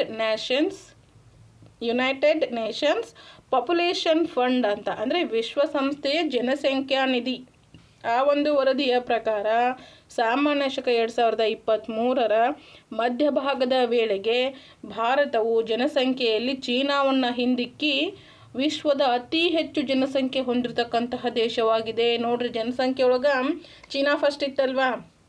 ಸೊ ಇವಾಗ ಚೀನಾವನ್ನೇ ಹಿಂದೆ ಹಾಕಿ ನಮ್ಮ ಒಂದು ಏನಾಗ್ತಾ ಇದೆ, ವಿಶ್ವದ ಅತಿ ಹೆಚ್ಚು ಜನಸಂಖ್ಯೆಯನ್ನು ಹೊಂದಿದಂತಹ ದೇಶ ಆಗಿ ಭಾರತ ಮುನ್ನುಗ್ತಾ ಇದೆ ನೋಡ್ರಿ. ಓಕೆ, ಇನ್ನೂ ಸಾಕಷ್ಟು ಐತಿ ಸಾಧನೆ ಮಾಡ್ಲಿಕ್ಕೆ, ಬಟ್ ಜನಸಂಖ್ಯೆ ಒಳಗೆ ನಮ್ಮ ದೇಶ ಮುಂದೆ ಹೊಂಟೈತಿ. ಎಸ್, ಇರಲಿ. ಭೌಗೋಳಿಕವಾಗಿ ಭಿನ್ನತೆಯನ್ನು ಹೊಂದಿರತಕ್ಕಂತಹ ದೇಶ ನಮ್ಮದು. ಭೌಗೋಳಿಕವಾಗಿ ವಿಸ್ತೀರ್ಣತೆಯಲ್ಲಿ ಕೂಡ ವಿಭಿನ್ನತೆಯನ್ನು ಹೊಂದಿರತಕ್ಕಂತಹ ದೇಶ ನಮ್ಮದಾಗಿರುತ್ತೆ.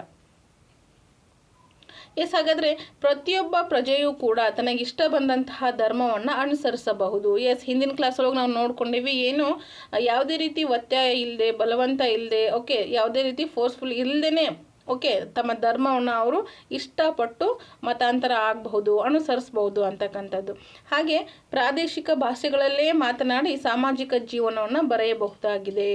ಅಂದರೆ ಪ್ರಾದೇಶಿಕ ಭಾಷೆ, ಆ ಒಂದು ಪ್ರಾಂತ್ಯದ ಭಾಷೆ ಯಾವುದಿರುತ್ತೋ ಅದನ್ನೇ ನಾವು ಅಲ್ಲಿ ಮಾತಾಡಿ ಸಾಮಾಜಿಕ ಜೀವನದಲ್ಲಿ ನಾವು ಬೆರೆಯಬಹುದಾಗಿದೆ. ಫಾರ್ ಎಕ್ಸಾಂಪಲ್, ನಾವು ಇವಾಗ ಬೇರೆ ದೇಶಕ್ಕೆ ಹೋಗ್ತೀವಿ ಅಂತಂದರೆ ಅಲ್ಲಿ ಏನಿರುತ್ತೆ, ಲ್ಯಾಂಗ್ವೇಜು ಬೇರೆ ಬೇರೆ ಇರ್ಬೋದು, ಬಟ್ ನಾವೇನು ಹೇಳ್ತೀವಿ, ಕನ್ವರ್ಸೇಷನ್ ಲ್ಯಾಂಗ್ವೇಜ್ ಅಂತಂದು ನಾವು ಸೆಕೆಂಡ್ ಲ್ಯಾಂಗ್ವೇಜ್ ಇಂಗ್ಲೀಷನ್ನು ತೊಗೊಳ್ತೀವಿ. ಸೊ ಅಲ್ಲಿ ಆ ಒಂದು ಭಾಷೆಯನ್ನು ಮಾತನಾಡಿ ನಾವು ಅಲ್ಲಿ ಮ್ಯಾನೇಜ್ ಮಾಡ್ತೀವಿ. ಏನೋ ಒಂದು ಕೆಲಸಕ್ಕೆ ಮತ್ತೊಂದಕ್ಕೆ ಹೋಗಿರ್ತೀವಿ. ಸೊ ಅವಾಗ ನಾವು ಅಲ್ಲಿ ಜನರ ಜೊತೆ ಏನಾದರೂ ಕೇಳಲೇಬೇಕು, ಒಂದು ಸ್ಥಳ ಎಲ್ಲಿದೆ, ಓಕೆ, ಈ ಒಂದು ಪ್ಲೇಸ್ ಎಲ್ಲಿ ಬರುತ್ತೆ, ಏನು, ಈ ರೀತಿ ಎಲ್ಲ ಕೇಳಬೇಕಂದಾಗ ನಾವು ಅಲ್ಲಿರ್ತಕ್ಕಂತಹ ಭಾಷೆಗಳನ್ನೇ ಮಾತಾಡಿ ಆ ಜೀವನದಲ್ಲಿ, ಅವರ ಒಂದು ಜೀವನದಲ್ಲಿ ಬೆರೆಯಬಹುದಾಗಿರುತ್ತೆ. ಹಾಗಾಗಿ ಭಾರತದಲ್ಲಿ ಹಲವು ಭಿನ್ನತೆಗಳಿಂದ ವಾಸಿಸ್ತಕ್ಕಂತಹ ಜನರು ಐಕ್ಯತೆಯಿಂದ ಇರೋದ್ರಿಂದ ಬಹುತ್ವದಲ್ಲಿ ಸಹ ಏಕತೆಯನ್ನು ಕಾಣಬಹುದಾಗಿದೆ. ಎಸ್, ಹಾಗಾದರೆ ಈ ಹಲವು ಭಿನ್ನತೆಗಳಿಂದ ವಾಸಿಸ್ತಕ್ಕಂಥ ಜನರ ಜೊತೆಗೆ, ಅಂದರೆ ಇವಾಗೇನು ನಾವು ಕನ್ನಡ ಕಲಿತೀವಿ, ಕನ್ನಡ ನಮಗೆ ಬರುತ್ತೆ ಅಂದರೆ ಎಲ್ಲ ಕಡೆ ಹೋಗಿ ಕನ್ನಡನ ಮಾತಾಡ್ತೀವಿ ಅಂತಂದ್ರೆ ಅವ್ರಿಗೆ ಬರೋಂಗಿಲ್ರಿ, ಹೌದಲ್ವಾ? ಸೊ ಹಾಗಾಗಿ ನಾವು ಬೇರೆಯವ್ರಿಗೋಸ್ಕರನಾದ್ರೂ ಅಥವಾ ನಮಗೋಸ್ಕರ, ನಮಗೆ ಇನ್ನೊಂದು ಮತ್ತೊಂದು ಏನಾದರೂ ತಿಳ್ಕೊಳ್ಬೇಕು ಅನ್ನೋದಕ್ಕೋಸ್ಕರನಾದರೂ ನಾವು ಇನ್ನೊಂದು ಮತ್ತೊಂದು ಭಾಷೆನ ತಿಳ್ಕೊಳ್ಳೇಬೇಕಾಗುತ್ತೆ. ಸೊ ಅದು ಏನಾಗುತ್ತೆ, ಬಹುತ್ವ ಆಗುತ್ತೆ. ಸೊ ಹಾಗಾಗಿ ನಾವು ಏನು ಮಾಡಬೇಕು, ಬಹುತ್ವದಲ್ಲಿ ಕೂಡ ಏಕತೆಯನ್ನು ಕಾಣಬಹುದಾಗುತ್ತೆ. ವಿವಿಧ ಭಾಷೆ, ಸಂಸ್ಕೃತಿ, ಧರ್ಮಗಳಲ್ಲಿ ಸಹ ನಂಬಿಕೆ ಇಟ್ಟವರು ಬಹು ಸಂಸ್ಕೃತಿಯ ಜನರು ಕೂಡ ಇಲ್ಲಿ ವಾಸವಾಗಿದ್ದಾರೆ. ಹೌದು, ಇವಾಗ ನೋಡ್ರಿ, ಫಾರ್ ಎಕ್ಸಾಂಪಲ್ ಕ್ಲಾಸನ್ನು ನೋಡ್ತಾ ಇರೋರು ಎಷ್ಟೋ ಜನ ಕ್ಲಾಸ್ ನೋಡಾಕತ್ತೀರಿ. ನಿಮಗೆ ಕನ್ನಡ ಅಷ್ಟ ಯಾಕೆ, ನಿಮಗೆ ಹಿಂದಿನೂ ಬರ್ಬೋದು, ಹೌದಲ್ರಿ? ಅಕಸ್ಮಾತ್ ಮುಸ್ಲಿಮ ಏನಾದರೂ ನೋಡಾಕತ್ತಿದ್ರು ಅಂತಂದ್ರೆ ಏನೋ ಅಂದ್ಕೊಳ್ಬೇಡ್ರಿ, ಉದಾಹರಣೆ ತೊಗೊಳತ್ತೀನಿ ಅಷ್ಟನ. ಸೊ ಅವ್ರಿಗೆ ಉರ್ದು ಬರ್ತಿರ್ತೈತಿ, ನಮ್ಮಂಥ ಜೊತೆ ಮಾತಾಡ್ಬೇಕಂದ್ರೆ ನಮಗೆ ಉರ್ದು ಬರೋಂಗಿಲ್ಲ, ಅವ್ರು ಏನು ಮಾಡ್ತಾರೆ, ನಮಗೋಸ್ಕರ ಕನ್ನಡ ಕಲಿತಾರೆ. ಸೊ ಅಲ್ಲಿ ಕೂಡ ಬಹುತ್ವ, ಹೌದಲ್ರಿ? ಅಕಸ್ಮಾತ್ ಕೆಲವಷ್ಟು ಜನಕ್ಕೆ ಇಂಗ್ಲೀಷ್ ಬರುತ್ತೆ, ಕೆಲವಷ್ಟು ಜನ ಏನು ಮಾಡ್ತಾರೆ, ಹುಟ್ಟಿದಾಗಿಂದನ ಅವ್ರನ್ನ ಏನು ಮಾಡಿರ್ತಾರೆ, ಇಂಗ್ಲೀಷ್ ಮೀಡಿಯಮಿಗೆ ಹಾಕಿಬಿಟ್ಟಿರ್ತಾರೆ. ಬಟ್ ಅವ್ರು ಏನು ಮಾಡ್ತಿರ್ತಾರೆ, ಕನ್ವರ್ಸೇಷನ್ ಬೇರೆಯವ್ರ ಜೊತೆ ಮಾತಾಡಬೇಕು ಅನ್ನೋದಕ್ಕೋಸ್ಕರ ಅವ್ರು ಕನ್ನಡ ಕಲ್ಕೊಂಡಿರ್ತಾರೆ. ಹಾಗಾಗಿ ಅಲ್ಲಿ ಕನ್ನಡ ಇಂಗ್ಲೀಷ್ ಕೂಡ ಬರ್ತಾ ಇರುತ್ತೆ. ಸೊ ಇದು ಬಹುತ್ವ ಅಂತ ಹೇಳ್ತೀವಿ. ಅಂಥವರು ಕೂಡ ನಮ್ಮ ಒಂದು ದೇಶದಲ್ಲಿ ವಾಸವಾಗಿದ್ದಾರೆ ಅನ್ನೋದು ಕೂಡ ಇಲ್ಲಿ ಅಚ್ಚರಿಯ ವಿಷಯ ಏನಲ್ಲ. ಎಸ್, ಹಾಗಾದರೆ ವಿಭಿನ್ನ ಧರ್ಮಗಳು ಉಳ್ಳಂತಹ ನಮ್ಮ ದೇಶದಲ್ಲಿ ಪ್ರತಿಯೊಬ್ಬ ಪ್ರಜೆಯು ತನಗಿಷ್ಟ ಬಂದಂತಹ ಧರ್ಮವನ್ನು ಅನುಸರಿಸಬಹುದಾಗಿದೆ. ಎಸ್, ಈ ಒಂದು ಹಲವು ಭಿನ್ನತೆಗಳಿಂದ ಒಂದು ರಾಷ್ಟ್ರದಲ್ಲಿ ವಾಸಿಸ್ತಕ್ಕಂಥ ಜನರು ಐಕ್ಯತೆಯಿಂದ ಇರೋದ್ರಿಂದ ಬಹುತ್ವದಲ್ಲಿ ಏಕತೆಯನ್ನು ಕಾಣಬಹುದು. ಆಬ್ವಿಯಸ್ಲಿ ಕಾಣಬಹುದು, ಹೌದಲ್ರಿ? ಇಷ್ಟೊಂದು ಉದಾಹರಣೆ ತಿಳ್ಕೊಂಡ್ವಿ ಅಂದಾಗೂ ಕೂಡ ನಾವು ಬಹುತ್ವದಲ್ಲಿ ಏಕತೆಯನ್ನು ಕಾಣ್ತೀವಿ. ಬಹುತ್ವವನ್ನು ನಮ್ಮ ಸಂವಿಧಾನವು ಮನ್ನಿಸಿದೆ. ಎಸ್, ಹಾಗಾದರೆ ಅದು ಒಂದು ಏನಂತ ಹೇಳಿದರೆ, ಮನ್ನಿಸಿದೆ ಅಂತಂದರೆ ಏನು ರೀ, ಅದು ಓಕೆ ಅಂತ ಹೇಳೈತಿ ಅಂದಂಗೆ. ಓಕೆ, ಬಹುತ್ವ ಯಾವತ್ತೂ ಕೂಡ ಏಕತೆಗೆ ಮಾರಕ ಅಲ್ಲ, ಅದು ಪೂರಕ. ಹೌದು, ಅದರಿಂದ ಯಾವುದೇ ರೀತಿ ತೊಂದರೆ ಇಲ್ಲ. ಹಾಗಾಗಿ ನಮ್ಮ ಸಂವಿಧಾನ ಕೂಡ ಅದನ್ನು ಏನು ಮಾಡೈತಿ, ಒಪ್ಕೊಂಡೈತಿ, ಅದಕ್ಕೆ ಎಸ್ ಅಂತ ಹೇಳೈತಿ ಅನ್ನೋದನ್ನು ನಾವಿಲ್ಲಿ ಕಾಣ್ತೀವಿ. ನೆಕ್ಸ್ಟ್ ಬರ್ತಕ್ಕಂಥದ್ದು, ಭಾರತದಲ್ಲಿ ಏಕತೆಯನ್ನು ಪ್ರೋತ್ಸಾಹಿಸತಕ್ಕಂತಹ ಅಂಶಗಳು ಯಾವುವು? ಎಸ್, ಹಾಗಾದರೆ ನಮ್ಮ ಒಂದು ಭಾರತದಲ್ಲಿ ಏಕತೆಯನ್ನು ಮಾತ್ರ ಪ್ರೋತ್ಸಾಹ ಕೊಡ್ತಕ್ಕಂತಹ ಅಂಶ ಯಾವ ಬರ್ತಾವಂದ್ರೆ ಜಾತ್ಯತೀತತೆ ಅಂತಕ್ಕಂಥದ್ದು. ಓಕೆ, ಜಾತ್ಯತೀತತೆ, ಪ್ರಜಾಪ್ರಭುತ್ವ, ರಾಷ್ಟ್ರೀಯ ಹಬ್ಬಗಳು, ಮತ್ತು ನಮ್ಮ ರಾಷ್ಟ್ರದ ಲಾಂಛನಗಳು, ಪರಸ್ಪರ ಅನ್ಯೋನ್ಯತೆ. ಸೊ ಇನ್ನಿತರೆ ಅಂಶಗಳು ಕೂಡ ನಮ್ಗೆ ಇಲ್ಲಿ ಬರಲಿಕ್ಕೆ ಸಾಧ್ಯ ಆಗ್ತವೆ. ಹಾಗಾದರೆ ಇಲ್ಲಿ ಭಾರತದಲ್ಲಿ ಏಕತೆಯನ್ನು ಪ್ರೋತ್ಸಾಹಿಸುವ ಅಂಶಗಳಲ್ಲಿ ಫಸ್ಟ್ಗೆ ಬರ್ತಕ್ಕಂಥದ್ದು ಯಾವುದ್ರಿ, ಜಾತ್ಯತೀತತೆ. ಭಾರತದ ಒಂದು ಜಾತ್ಯತೀತ ರಾಷ್ಟ್ರವಾಗಿದ್ದು, ಯಾವುದು ಜಾತ್ಯತೀತ ರಾಷ್ಟ್ರ? ಭಾರತ, ಹೌದಲ್ವಾ? ಸರ್ವಧರ್ಮ ಸಮನ್ವತೆಯನ್ನು ಇದು ಹೊಂದಿದೆ. ಇಲ್ಲಿ ಎಲ್ಲ ಧರ್ಮಗಳಿಗೂ ಕೂಡ ಸಮಾನವಾದಂತಹ ಅವಕಾಶ ಇರೋದನ್ನು ನಾವಿಲ್ಲಿ ಗಮನಿಸ್ತೇವೆ. ಇದು ಒಂದು ರಾಷ್ಟ್ರದ ಐಕ್ಯತೆಯನ್ನು ಪ್ರೋತ್ಸಾಹಿಸ್ತಕ್ಕಂತಹ ಒಂದು ದೇಶ ಆಗಿರುತ್ತೆ, ಅಥವಾ ಜಾತ್ಯತೀತತೆ ಆಗಿರುತ್ತೆ. ಓಕೆ, ನೆಕ್ಸ್ಟ್ ಬರ್ತಕ್ಕಂಥದ್ದು ಪ್ರಜಾಪ್ರಭುತ್ವ ಬರುತ್ತ್ರಿ. ಭಾರತ ಒಂದು ಪ್ರಜಾಪ್ರಭುತ್ವ ರಾಷ್ಟ್ರವಾಗಿದೆ. ಎಸ್, ನಿಮ್ಗೆ ಪ್ರಜಾಪ್ರಭುತ್ವ ಅಂದರೆ ಏನು ಅಂತ ಗೊತ್ತಿರಬೇಕು. ಪ್ರಜೆಗಳಿಂದ ಪ್ರಜೆಗಳಿಗಾಗಿ, ಪ್ರಜೆಗಳಿಗೋಸ್ಕರನೇ ಇರ್ತಕ್ಕಂತಹ ಸರ್ಕಾರ ನಾವು ಪ್ರಜಾಪ್ರಭುತ್ವ ಸರ್ಕಾರ ಅಂತ ಕರಿತೀವಿ. ಈಗಾಗಲೇ ಹಿಂದಿನ ಕ್ಲಾಸ್ ಒಳಗೆ ನಾವು ನೋಡ್ಕೊಂಡಿವಿ, ರಾಜಪ್ರಭುತ್ವ ಅಂದ್ರೇನು, ಪ್ರಜಾಪ್ರಭುತ್ವ ಅಂದ್ರೇನು. ರಾಜನೇ ಮುಂದೆ ನಿಂತು ಎಲ್ಲ ಒಂದು ಜವಾಬ್ದಾರಿಯನ್ನು ತೆಗೆದುಕೊಳ್ಳೋದಕ್ಕೆ ರಾಜಪ್ರಭುತ್ವ, ರಾಜನ ಆಳ್ವಿಕೆ ಹೆಚ್ಚಾಗಿರುತ್ತೆ ಅಲ್ಲಿ. ಸೊ ಅವನ ಒಂದು ಏನಾಗುತ್ತಾ, ಮುಂದೆ ಕಾಲಕ್ರಮೇಣ ಅವನು ಅಲ್ಲಿ ಏನಂತ ಹೇಳ್ತೀವಿ ಕ್ವಾಲಿಫೈಡ್ ಇಲ್ಲ ಅಂದಾಗ ಅವನ ರಾಜನ ಪ್ರಭುತ್ವ ಅಲ್ಲಿ ಅಂತ್ಯಗೊಂಡು ಪ್ರಜಾಪ್ರಭುತ್ವ ಅಲ್ಲಿ ಆಳ್ವಿಕೆಗೆ ಬರುತ್ತೆ. ಎಸ್, ಇಲ್ಲಿ ಜಾತಿ ಧರ್ಮ ಪಂಥಗಳ ಆಧಾರದಲ್ಲಿ ಭೇದ ಭಾವ ಮಾಡಬಾರ್ದು. ಓಕೆ, ಇಲ್ಲಿ ಆವಾಗಲೇ ನೋಡ್ಕೊಂಡ್ವಿ ಅಲ್ವಾ ನಾವು, ಜಾತಿ ನಂದು ಹೆಚ್ಚು ನಿಂದು ಕಡಿಮೆ, ಓಕೆ ನಮ್ಮ ಧರ್ಮ ಹೆಚ್ಚಿಂದು ನಿಮ್ಮದು ಕೆಳದ್ದು, ಈ ರೀತಿ ಯಾವುದೇ ರೀತಿ ಭೇದ ಭಾವ ಇರಲ್ಲ. ಹೆಣ್ಣು ಗಂಡಂತಕ್ಕಂತಹ ಭೇದ ಭಾವ ಕೂಡ ಇಲ್ಲಿ ಇರೋದಿಲ್ಲ. ಮತದಾನದ ಹಕ್ಕು ಕೂಡ ಎಲ್ಲರಿಗೂ ಇರುತ್ತೆ. ಓಕೆ, ಸಂವಿಧಾನ ಅದನ್ನು ಅಂಗೀಕರಿಸಿತ್ತು. ಏನು, ಎಲ್ರಿಗೂ ಕೂಡ 18 ವರ್ಷಕ್ಕಿಂತ ಮೇಲ್ಪಟ್ಟಂತಹ ಎಲ್ರಿಗೂ ಕೂಡ ಮತವನ್ನು ಚಲಾಯಿಸ್ತಕ್ಕಂತಹ ಅವಕಾಶ ಇರುತ್ತೆ. ಇದು ಏನಾಗುತ್ತೆ ಅಂದ್ರೆ ಈ ಅಂಶ ದೇಶದ ಐಕ್ಯತೆಗೆ ಪೂರಕವಾಗಿದೆ ಅಂತಕ್ಕಂಥದ್ದು. ಹೇಳೋದೇನಾದರೂ ಸ್ವಲ್ಪ ನಿಮಗೆ ಸ್ಪೀಡ್ ಅಂತ ಅನ್ನಿಸ್ಬೋದು. ಏನಾದರೂ ನಿಮ್ಗೆ ಡೌಟ್ ಇದ್ದರೆ ಖಂಡಿತ ಕೇಳ್ರಿ, ಕಮೆಂಟ್ ಒಳಗೆ ತಿಳಿಸ್ಕೊಡ್ತೀನಿ. ಒಂದು ಫ್ಲೋ ಒಳಗೆ ಹೋಗ್ತಿರ್ತೀನಿ ನಾನು ಹಂಗೆ. ಹಾಗಾದರೆ ರಾಷ್ಟ್ರೀಯ ಹಬ್ಬಗಳು ಅಂತ ಬರತ್ರಿ. ನಮ್ಮ ರಾಷ್ಟ್ರೀಯ ಹಬ್ಬಗಳನ್ನು ಭಾರತೀಯರಾದಂತಹ ನಾವೆಲ್ಲ ಒಟ್ಟಾಗಿ ಆಚರಿಸೋದ್ರಿಂದ ಇದು ರಾಷ್ಟ್ರೀಯ ಏಕತೆಯ ವೃದ್ಧಿಗೆ ಸಹಕಾರಿಯಾಗಿದೆ. ಎಸ್, ನಮ್ಮ ರಾಷ್ಟ್ರೀಯ ಹಬ್ಬಗಳು ಯಾವ್ಯಾವ ಹೇಳ್ರಿ, ಎಲ್ಲ ಬರ್ತವೆ. ಓಕೆ, ಆಗಸ್ಟ್ 15 ಆಗಿರ್ಬೋದು, ಜನವರಿ 26 ಆಗಿರ್ಬೋದು. ಸೊ ಇನ್ನಿತರ ಎಲ್ಲ ಕಾರ್ಯಕ್ರಮಗಳು ಏನಾಗ್ತವೆ ರಾಷ್ಟ್ರೀಯ ಹಬ್ಬಗಳು ಅಂತ ನಾವು ಭಾರತೀಯರಾದಂಥ ನಾವೆಲ್ಲರೂ ಕೂಡ ಅದನ್ನು ಅತ್ಯಂತ ಖುಷಿಯಿಂದ ಏಕತೆಯಿಂದ ನಾವು ಏನು ಮಾಡ್ತೀವಿ ಅದನ್ನು ಆಚರಣೆ ಮಾಡ್ತೀವಿ. ನೆಕ್ಸ್ಟು ನಮ್ಮ ರಾಷ್ಟ್ರೀಯ ಲಾಂಛನಗಳು ಯಾವ್ಯಾವ್ರಿ, ನಮ್ಮ ರಾಷ್ಟ್ರೀಯ ಚಿಹ್ನೆಗಳಾದಂತಹ ರಾಷ್ಟ್ರ ಲಾಂಛನ ಯಾವ್ದು ಬರುತ್ತೆ ಅಂತ ರಾಷ್ಟ್ರಗೀತೆ, ರಾಷ್ಟ್ರಧ್ವಜ, ರಾಷ್ಟ್ರೀಯ ಹೂವು. ಓಕೆ, ರಾಷ್ಟ್ರ ಲಾಂಛನ ಯಾವುದು ರೀ, 4 ಮುಖದ ಸಿಂಹ ಅಂತ ಹೇಳ್ತೀವಿ. ರಾಷ್ಟ್ರಗೀತೆ ಯಾವುದು, ಜನಗಣಮನ. ರಾಷ್ಟ್ರಧ್ವಜ ಯಾವುದು, 3 ಕೇಸರಿ ಬಿಳಿ ಹಸಿರು ಮತ್ತು ನಡುವೆ ಅಶೋಕ ಚಕ್ರ ಇರ್ತಕ್ಕಂತಹ ರಾಷ್ಟ್ರಧ್ವಜವನ್ನು ಕಾಣ್ತೀರಿ. ರಾಷ್ಟ್ರೀಯ ಹೂವು ಅಂದರೆ ಕಮಲ ಬರುತ್ತೆ. ರಾಷ್ಟ್ರೀಯ ಪಕ್ಷಿ ಯಾವ್ದು ಬರುತ್ತೆ ರೀ ನಮ್ಮದು, ರಾಷ್ಟ್ರೀಯ ಪಕ್ಷಿ ನವಿಲು ಅಲ್ವಾ. ರಾಷ್ಟ್ರೀಯ ಪ್ರಾಣಿ ಹುಲಿ ಅಂತ. ಮತ್ತು ಮುಂತಾದವು ಸಹ ನಾವೆಲ್ಲ ಒಂದು ಅಂತಕ್ಕಂತಹ ಗುರುತಿಸ್ಕೊಳ್ಳಿಕ್ಕೆ ಸಹಾಯ ಆಗುತ್ತೆ. ಸೊ ಇಷ್ಟರಲ್ಲಿ ಏನಾದರೂ ತಪ್ಪಿದ್ರೆ ಖಂಡಿತ ಕೇಳ್ಬೋದು. ಐ ಥಿಂಕ್ ಎಲ್ಲ ಕರೆಕ್ಟ್ ಹೇಳಿನಿ ಅಂತ ಅಂದ್ಕೊಳ್ತೀನಿ. ಹೇಳೋ ಫ್ಲೋ ಒಳಗೆ ಏನಾದರೂ ಮಿಸ್ಟೇಕ್ ಆಗಿದ್ದರೆ ಕ್ಷಮೆ ಇರಲಿ ಸ್ನೇಹಿತರೆ. ನೆಕ್ಸ್ಟ್ ಬರ್ತಕ್ಕಂಥದ್ದು ಪರಸ್ಪರ ಅನ್ಯೋನ್ಯತೆ. ಕೇಂದ್ರ ಮತ್ತು ರಾಜ್ಯ ಸರ್ಕಾರಗಳು ಸಾಮಾನ್ಯ ಧ್ಯೇಯೋದ್ದೇಶಗಳ ಮೂಲಕ ಕಾರ್ಯವನ್ನು ಸಾಧನೆ ಮಾಡುತ್ತೆ. ನೋಡ್ರಿ, ಕೇಂದ್ರ ಆಗಿರ್ಬೋದು ರಾಜ್ಯ ಆಗಿರ್ಬೋದು ಎರಡೂ ಕೂಡ ಸಾಮಾನ್ಯವಾದಂತಹ ಧ್ಯೇಯ ಉದ್ದೇಶಗಳ ಮೂಲಕ ಕಾರ್ಯವನ್ನು ಸಾಧನೆ ಮಾಡುತ್ತೆ. ಹೌದು, ರಾಷ್ಟ್ರದ ಪ್ರತಿಯೊಂದು ಭಾಗ ಇನ್ನೊಂದು ಭಾಗದ ಮೇಲೆ ಅವಲಂಬಿತವಾಗಿದೆ. ಅಂದರೆ ಒಂದನ್ನು ಯಾವುದನ್ನು ಕೂಡ ಇಲ್ಲಿ ಉಲ್ಲಂಘನೆ ಮಾಡೋ ರೀತಿ ಇರಲ್ಲ. ಸಾಮಾನ್ಯ ಅಂಶಗಳನ್ನು ಅಲ್ಲಿ ಇಟ್ಕೊಂಡು ಅವರು ಏನು ಮಾಡ್ತಾರೆ, ಕಾರ್ಯಸಾಧನೆ ಮಾಡ್ತಾ ಇರ್ತಾರೆ. ಈ ಅಂಶ ಕೂಡ ನಾವೆಲ್ಲ ಒಂದೇ ರಾಷ್ಟ್ರದವರು ಅಂತಕ್ಕಂಥದ್ದನ್ನು ಸೂಚಿಸುತ್ತೆ. ಅಂದರೆ ಕೇಂದ್ರ ಬಿಟ್ಟು ರಾಜ್ಯ ಇಲ್ಲ, ರಾಜ್ಯ ಬಿಟ್ಟು ಕೇಂದ್ರ ಇಲ್ಲ. ಓಕೆ, ಇಲ್ಲಿ ಕೇಂದ್ರ ಮತ್ತು ರಾಜ್ಯ ಹೆಸರಿಗೆ ಮಾತ್ರ ಇದ್ದರೂ ಕೂಡ ಅಲ್ಲಿ ಏನಾಗ್ತಿರ್ತವೆ, ಎಲ್ಲ ಧ್ಯೇಯ ಉದ್ದೇಶಗಳು ಏನಾಗಿರ್ತವೆ ಸಾಮಾನ್ಯ ರೀತಿಯಲ್ಲಿ ಕಾರ್ಯಸಾಧನೆಯನ್ನು ಮಾಡ್ತಾ ಇರುತ್ತೆ. ಇವು ಅಲ್ಲದೆ ಇತರೆ ಅಂಶಗಳಾದಂತಹ ನೈಸರ್ಗಿಕ ಅಂಶಗಳು, ಸಂಪರ್ಕ ಜಾಲ, ಸಮೂಹ ಮಾಧ್ಯಮ, ವಿವಿಧ ಸಂಸ್ಕೃತಿ, ಪ್ರಾಂತೀಯತೆ, ಮತ, ಭಾಷೆ ಮುಂತಾದವುಗಳು ಇದ್ದರೂ ಕೂಡ ಇಡೀ ರಾಷ್ಟ್ರದ ಜನತೆ ಒಂದೇ ಅಂತಕ್ಕಂತಹ ಐಕ್ಯತೆಯನ್ನು ನಾವಿಲ್ಲಿ ಕಾಣಬಹುದಾಗಿದೆ.